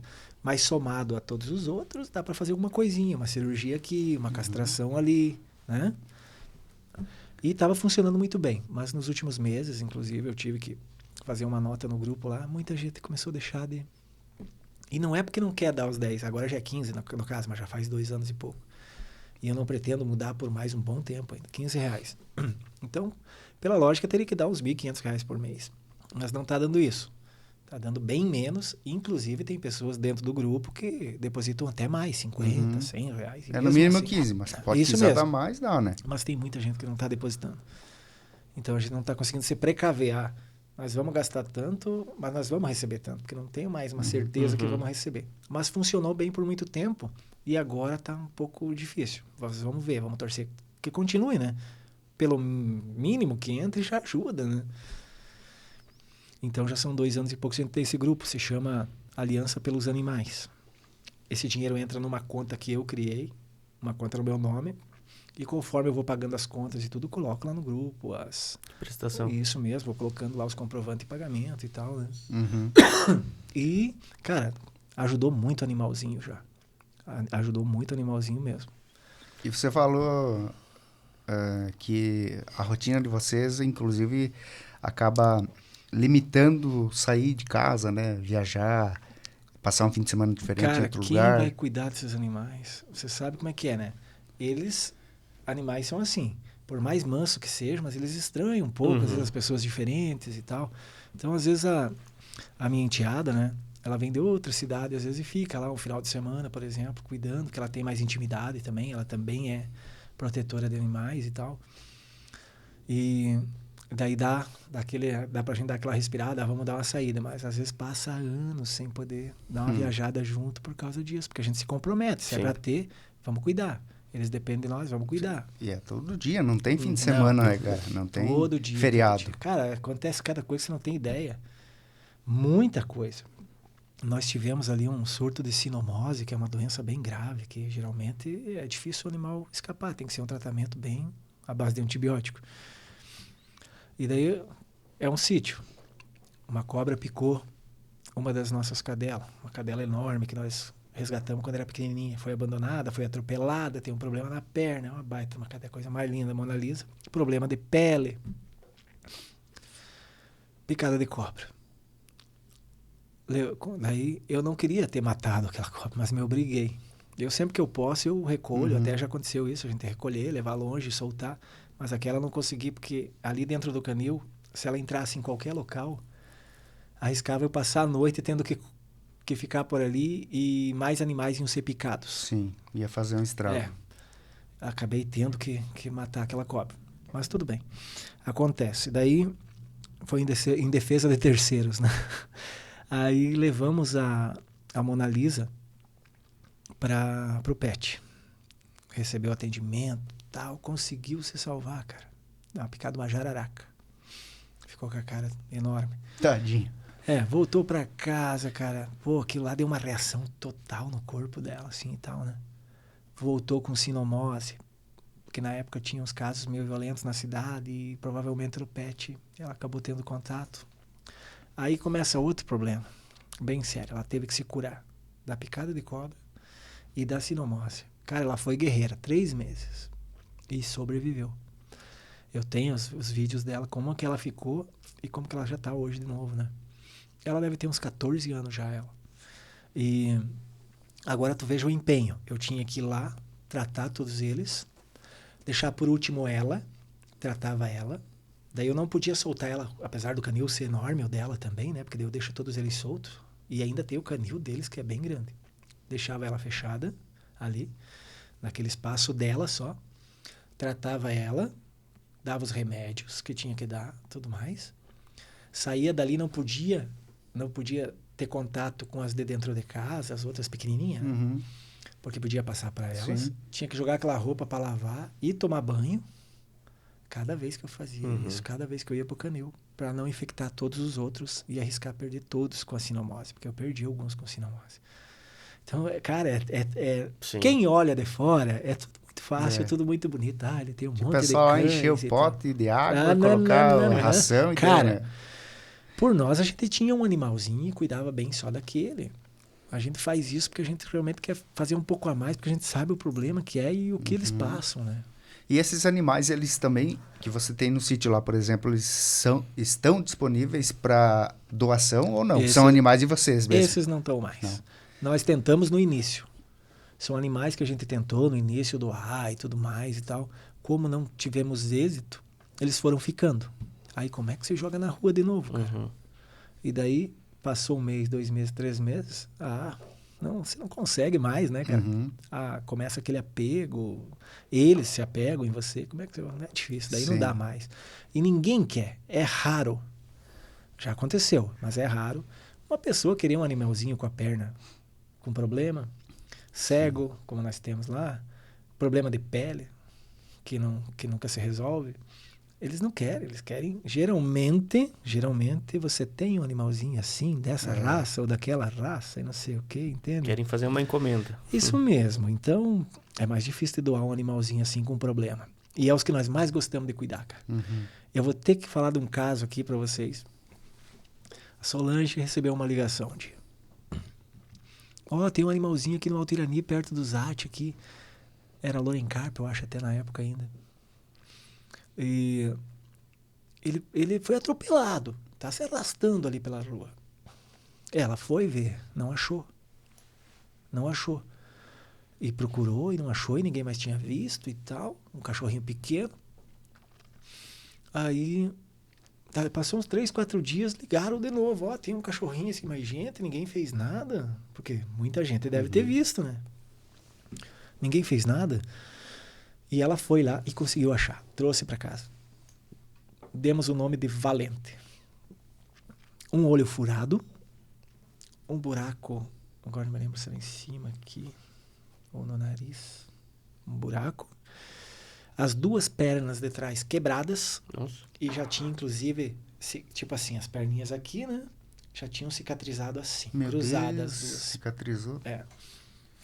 Cara, ele tava de dar dó. Ele parecia nem sei te dizer que raça, assim, peludinho e tal, cara, um querido. Brabo. Pequeno porte. Pequeno porte. Eu já devia ter seus, eu acredito que uns 4, 5 anos pra mais. E tava lá se arrastando, perdendo sangue e tudo mais, cara. E ninguém tomou providência. Aí ela trouxe pra casa, enfaixamos, limpamos bem, curativo e tal. E ele brabinho. No começo não deixava mexer muito, até porque, imagina, maltratado, com dor. Cara, ele ficou 4 anos com a gente. 4 anos. Fizemos cadeira de roda pra ele, não se adaptou. Não se adaptou, não quis saber. Compramos cadeira de roda, não se adaptou. Aí, lá onde aconteceu o assalto, inclusive. Aí ele descia pelo azulejo liso, né? Mas enfaixava bem as perninhas dele pra não machucar. Ele preferia assim. Ele só com as da frente. Isso, ia lá atrás, tinha uma almofadona assim na entrada da casa, ele dormia ali. Aí quando ele queria pegar um sol, ele ia lá na frente da casa. Ficava lá, passava o dia. Final de semana, geralmente no sábado, a gente fazia uma comida um pouco diferenciada para eles, ficavam tudo ao redor, tem até fotos, coisa mais linda. Muitos deles já morreram, mas... E o Valente ali, cara. Banhinho, tomava banho, só a gente dava vários banhos nele, assim, ele adorava tomar banho, depois ficava chola no sol. Cara, 4 anos e meio daquele jeito, e uma noite ele passou mal e foi embora. Mas ele teve 4 anos e meio daquele jeito, foi bem uma cuidado. Boa vida. Isso mesmo. Mas são situações. E assim, cara, eu queria que você falasse um pouquinho sobre o sentimento que a gente já percebe aqui, mas queria que você externasse, né, com palavras, porque eu digo percebe porque a gente olha os teus olhos marejados um pouco, eu acho que é pela alergia também, né? Cara, não, mas ó... Mas assim, dá pra ver que você tem um sentimento, sabe o que cara. Que é? Eu sempre fui da seguinte opinião, e isso é pra pessoas também. Cara, tem pessoas que merecem tua ajuda, né? Que precisam da tua ajuda. E você vai ajudar como você puder, né? Geralmente pessoas inocentes e tudo, às vezes que não tem nem condição de resolver alguma situação. Se tu puder ajudar, tu vai ajudar, correto? Agora tu imagina, hoje eu vejo dessa forma. Agora você vê os animais, cara. Por exemplo, vamos falar de cães e gatos, né? Abandonado. Né? Eu, nesse momento, estou tratando um que abandonaram lá para baixo do sítio, inclusive. Um local que, geralmente, o que o pessoal faz? Pega esse animal de um local e leva bem longe, porque o cachorro é o seguinte, se for perto, ele volta. Dependendo de 1, 2, 3 quilômetros, ele volta para casa. Entendeu? Mesmo sem ter visto o caminho, ele acha a casa. Então, é gente que traz de muito longe. E ele fica ali esperando, cara. Esse cachorro, por exemplo, que eu estou tratando agora, ontem eu fui tratar ele, fica 1 quilômetro para baixo do sítio lá. E tem mais moradores lá que estão ajudando a cuidar. Ele corre pro mato, ele não deixa chegar perto dele. Então, até teve um pessoal de bom coração, já colocou até uma casinha lá. Mas ele não fica muito dentro. Mas eu levo ração, os outros pessoal levam comida também, ração, água. E eu chego, já chamo ele por um nome, ele já vem de longe, assim, olha, ele não chega. Cara, aonde que eu quero chegar? É muita covardia, cara. Eu sempre disse, você não precisa amar o bichinho como eu amo eles. Você não precisa fazer isso, mas você tem que ter respeito. Tenha respeito, ele é um ser vivo, um ser que pensa. Ele pensa, cara. Pô, eu vejo pelos meus. Não adianta dizer que não pensa, porque eles pensam. Né? Eles são mais limitados? São mais limitados, mas eles são inocência pura, cara. Entende? Se você der carinho, proteção, o que eles precisam, eles são de um reconhecimento para você. Deus livre. Em momentos difíceis da sua vida que tu vai passar, parece que eles sentem aquilo, sabe? Eles ficam próximos, parece que eles sofrem junto com você. E isso só quem lida com um animalzinho direto é que percebe. Então até respeito. Tem muitas pessoas que não têm essa conexão, porque às vezes nunca tiveram, mas pelo menos respeito o bichinho. Sim, claro. Não o animalzinho está atravessando a rua lá. Tem gente que pensa bem assim, animal não tem que estar na rua. Cara, claro que não tem. Mas alguém abandonou, ele está lá na rua. Né? Mas mesmo que ele não fosse abandonado, tenha respeito pelo bichinho, porque ele não tem regras, ele não segue leis. Isso é para nós. Ele é livre. Ele é livre. Diminua a velocidade, eu não vejo isso, cara. Eu vejo muito atropelamento, a gente entendeu muito atropelamento de animais, onde o cara podia ter reduzido, a gente via nas câmeras depois, cara. É muita sacanagem. Então, uma pessoa dessa, cara... não precisa ser apaixonado pelos animais. É só usar a consciência, cara. É um ato covarde. Abandonar, maltratar, não levar a passear. Nem pega. Primeira coisa, não pega. Tu não tem tempo, tu não tem espaço. Né? Não tem 15 minutos do dia para ir dar uma passeada ou soltar para ele dar uma corridinha, brincar um pouquinho. Não pega. Porque ele é uma criança, cara. Ele quer atenção, ele quer brincar. Ele quer tomar as vacinas dele para não ficar doente. Ele quer ser castrado para daqui a pouco não ter um monte de filhotes que sejam arrancados. Porque isso dói até na gente, porque às vezes acontece. Nós resgatamos 2 nos últimos tempos ali, uma com 8, outra com 8. Aí você tem que pegar o filhinho dela, cara, e entregar para alguém, ela fica chorando.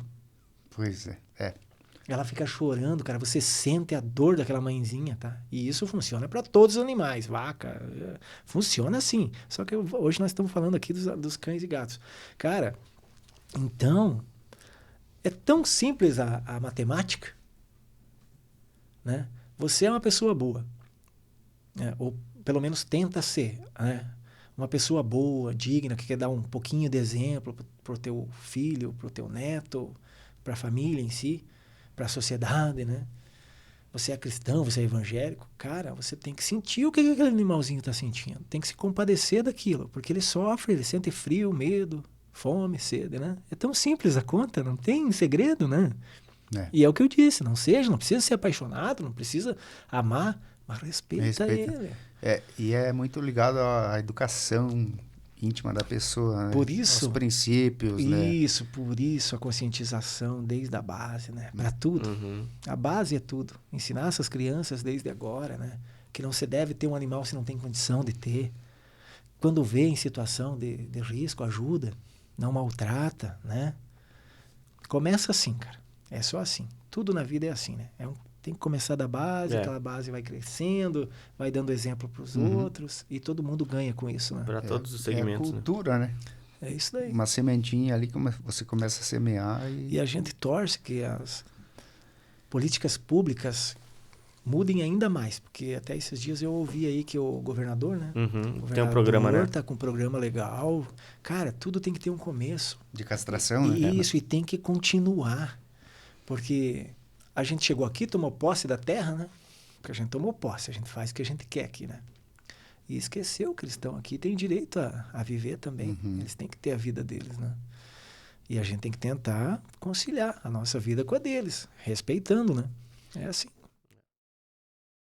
Comentou dos bichinhos, né? Tem muita proximidade com eles e não sei se isso é consequência ou não, mas também você falou, é vegano, né? Então, correto. O vegano não come nem derivados. Nada. De origem animal, isso né? Isso mesmo.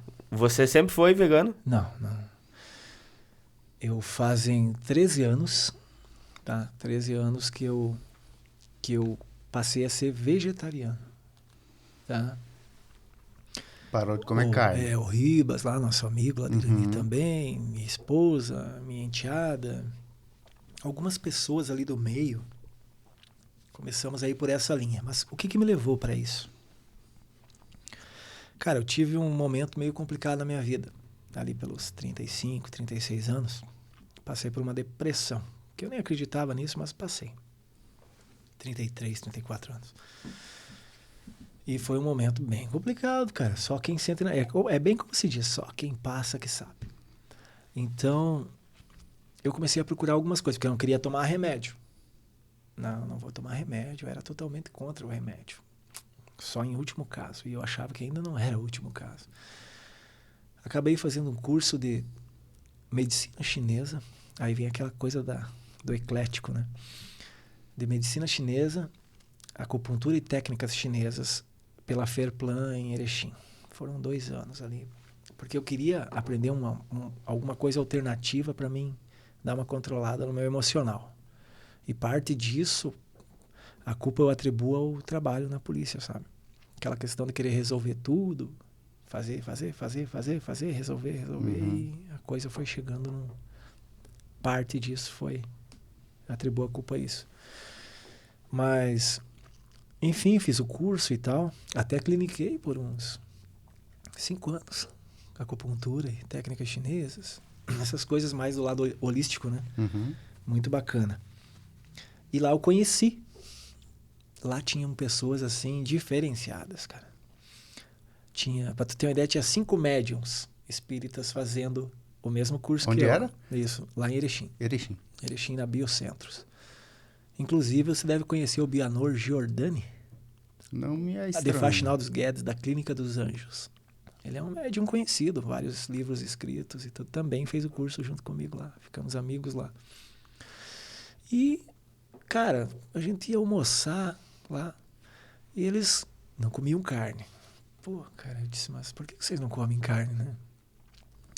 Não, por isso. A gente acha que não há necessidade da gente comer carne e, principalmente, é um ato de amor com os animais. Então, eles traziam toda aquela narrativa, que eu acho fantástica, inclusive, hoje, onde realmente eles não viam a necessidade de comer, muito pelo contrário, eles viam a necessidade de não comer para evitar o sofrimento dos animais que acabavam sendo sacrificados para que as pessoas se alimentassem deles.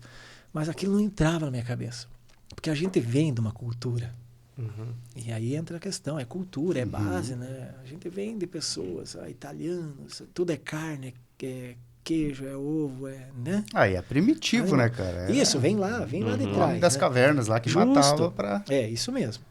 Então, assim, e aí que vem a questão evolutiva, as coisas vão mudando, os pensamentos, as análises vão fazendo você mudar e tal. Mas até ali eles não tinham me convencido. Por quê? Porque eu me apegava aos argumentos que a maioria se apega.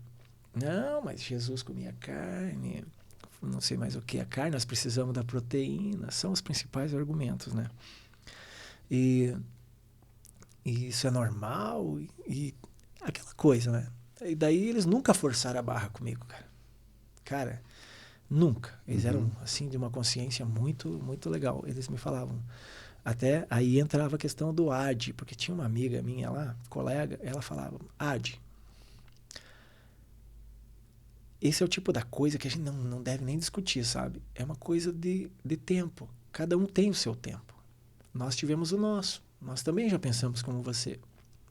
E um dia, talvez, você já está... Eles até me falaram, você já está no caminho. Um dia você também vai pensar assim. E não vai ser porque nós falamos para você. É porque você vai chegar a um ponto que você vai ver que realmente não faz sentido. E eu disse, eu acho que não, porque eu não consigo me ver sem, cara. E eu era aquele cara que tudo para mim era carne, entendeu? Não vou mentir. Churrasco, carnívoro. É isso mesmo. E o tempo foi passando e eu comecei a pesquisar sobre isso, cara. E assistir palestras na internet sobre veganismo, vegetarianismo. Assisti aquele Gary Yurgovsky, que é um cara fantástico, ativista também, vegano. A palestra dele mexeu muito comigo. O nome dessa palestra, para quem tiver interesse de assistir, é a melhor palestra que você já ouviu. É dublado, porque ele, se eu não me engano, ele é americano, alguma coisa assim. Assisti várias vezes a palestra dele, mas assisti várias outras. A carne é fraca, né? Então tem vários. Holocausto, tem muitas palestras bacanas, documentários bacanas.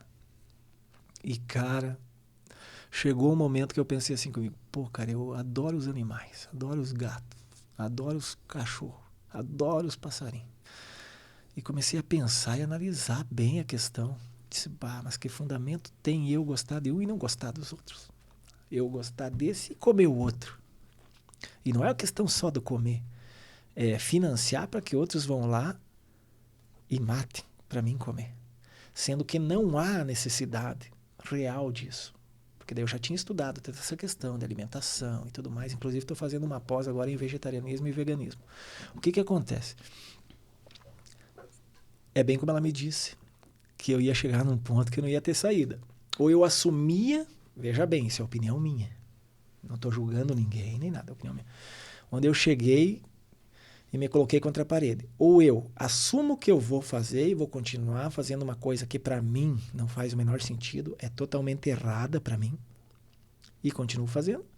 Ou eu aguento as consequências de saber e entender que isso é errado e mudo. E foi o que eu fiz.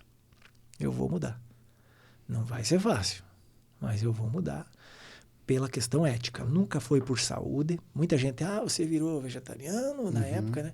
Porque você quer emagrecer, porque eu perdi 8 quilos quando eu passei pro veganismo e tudo mais ali, que fazem uns 6, 7 anos, eu acho um pouco mais. Cara, o meu peso era quase 90 quilos, eu não saio mais dos 80 hoje, entende? Muito difícil. E eu cheguei nesse ponto, né, cara? Se não, por uma questão ética minha com eles.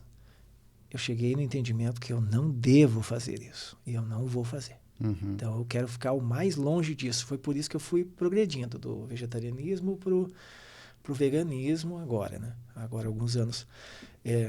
O veganismo, ele é bem delicado. Não é para é para todos. Mas o que eu posso te dizer? Ela é para quem realmente está decidido a fazer. Porque... Sim. Você elimina tudo. É algo bem tudo. Muito você consciente. Você chega numa padaria, cara, tu não come nada. Um pãozinho d'água você come. Que é água e farinha. Você não come mais nada lá. Ou tem ovo, ou tem leite, ou tem carne, ou tem queijo. Pizzaria. Pizza não come nada, né? Porque todas têm queijo, né? Isso mesmo. Isso aí. Mas, graças a Deus, desde quando eu iniciei até hoje, muita coisa mudou. Empresas estão investindo nessa área. Se vocês pesquisarem hoje, vocês vão ver, a internet é fantástica. Na época nós inventávamos, eu e a Solange, nós criávamos. Ela também é? Ela é vegetariana. Aí o que acontece? Fazia receita, criava isso, criava aquilo, via na internet e ia fazer e tal, né? Para tentar fazer algumas coisas parecidas, com gosto parecido, para lembrar, mas sem o peso na consciência, né? E chegamos ao ponto, eu cheguei num ponto e disse, não, vou comer meu feijão e arroz, porque as receitas eram difíceis, eram complicadas.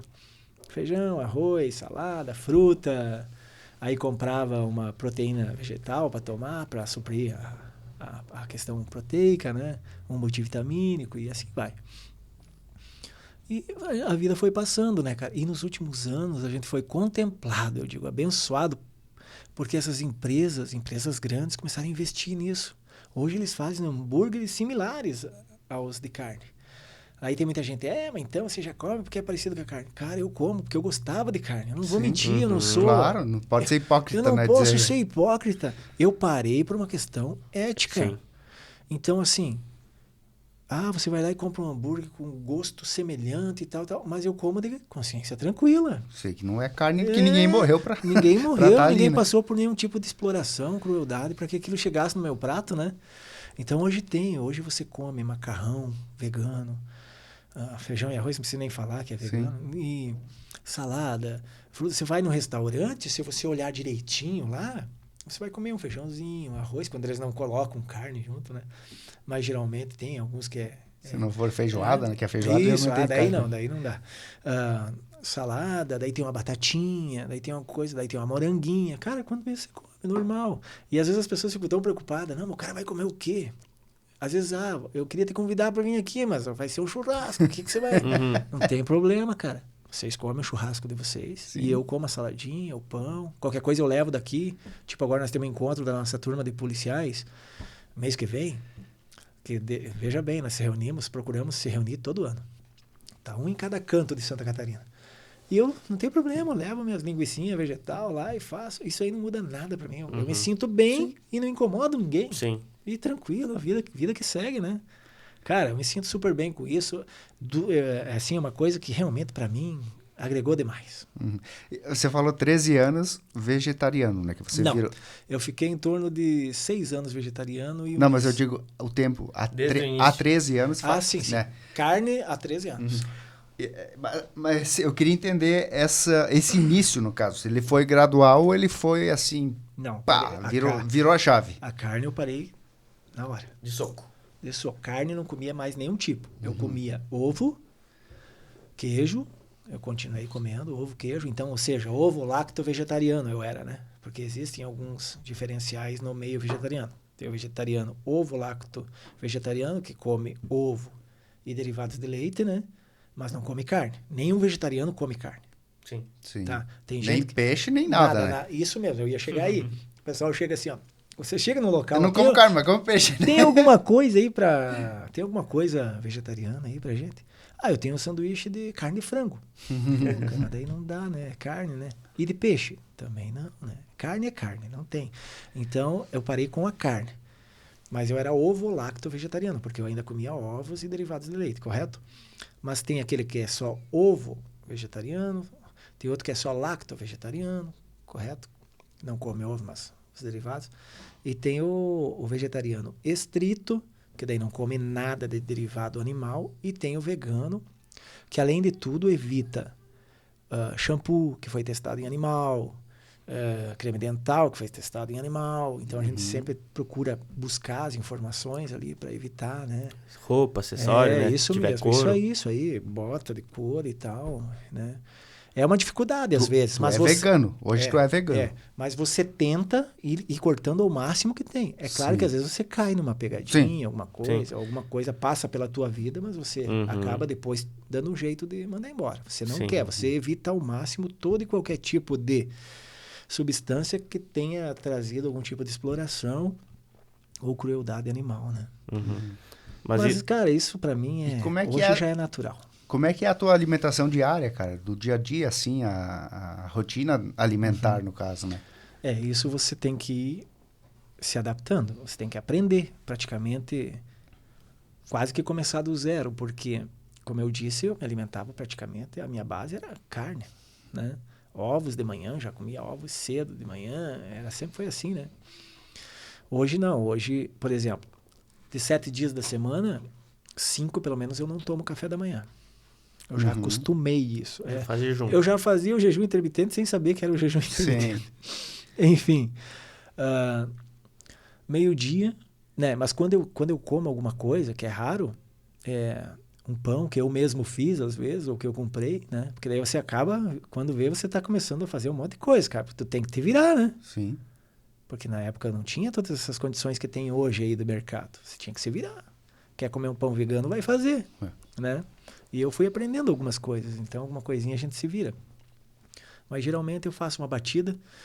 Hoje tem até alguns sites que vendem proteína vegetal de ótima, excelente qualidade.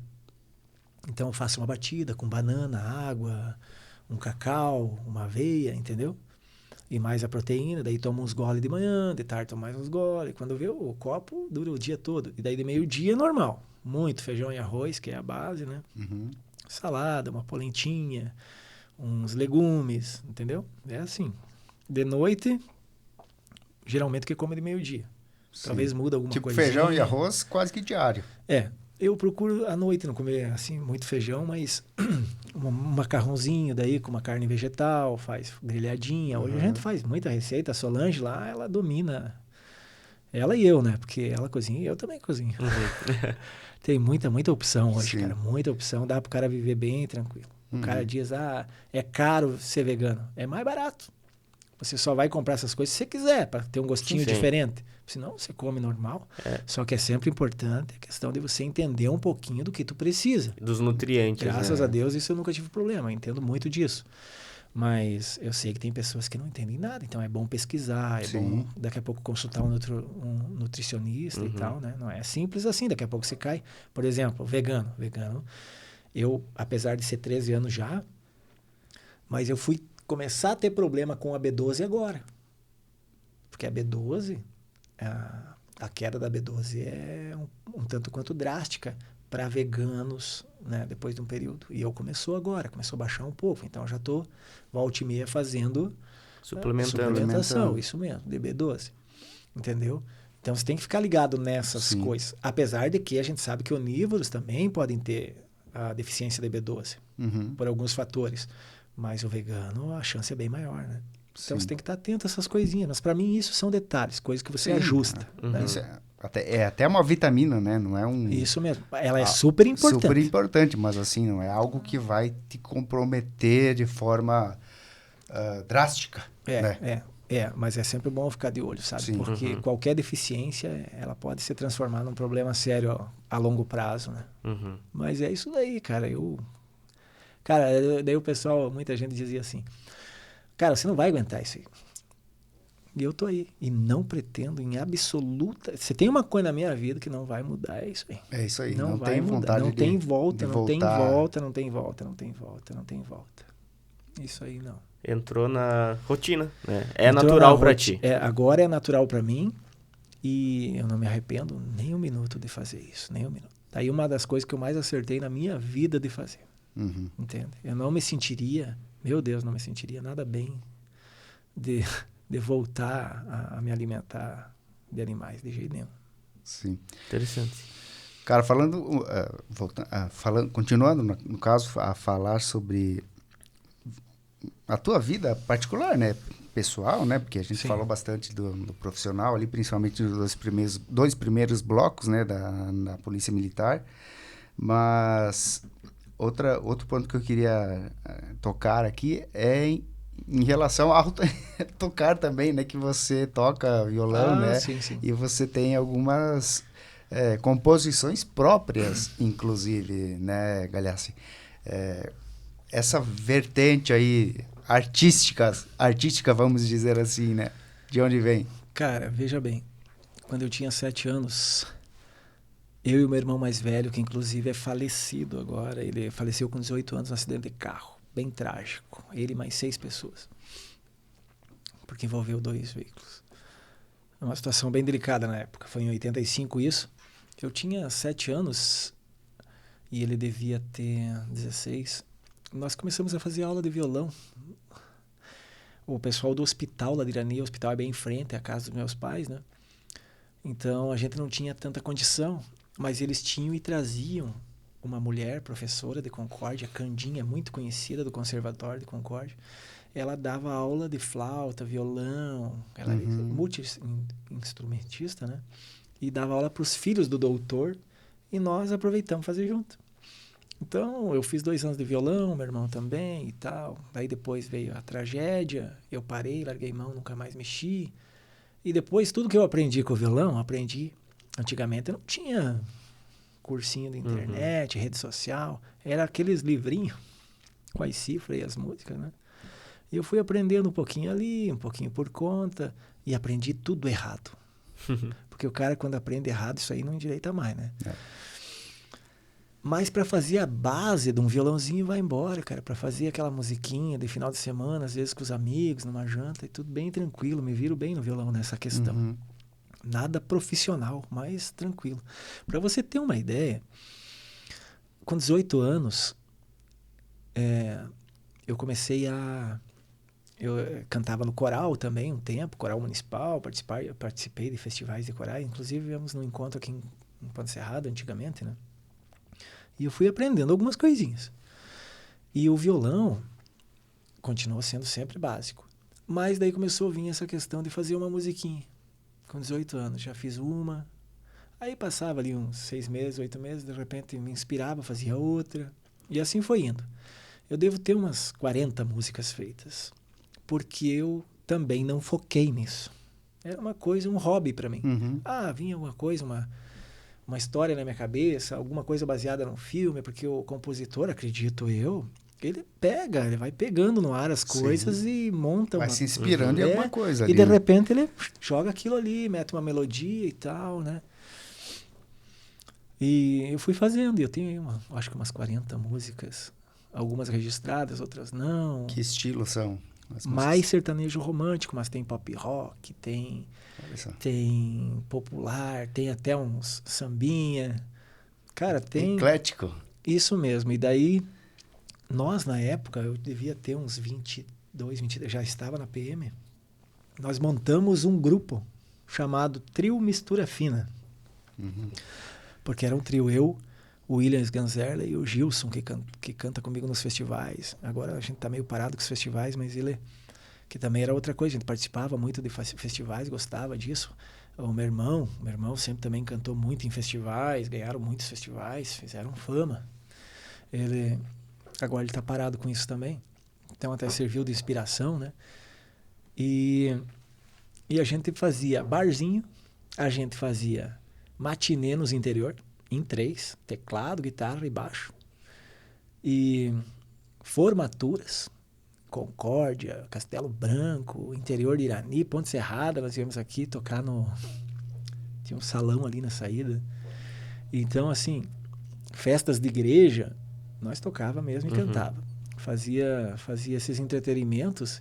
E uma coisa bem específica nós começamos fazendo. Serenatas. Olha só, cara, nem se vê mais falar nisso. Serenatas. Né? Não se vê falar nisso.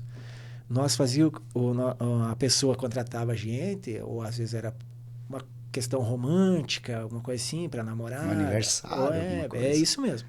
E nós chegava com o violãozinho lá, eu tocando violão, aí era feita a homenagem, a pessoa fazia, e nós cantávamos uma musiquinha no fundo, geralmente à noite, era serenata mesmo.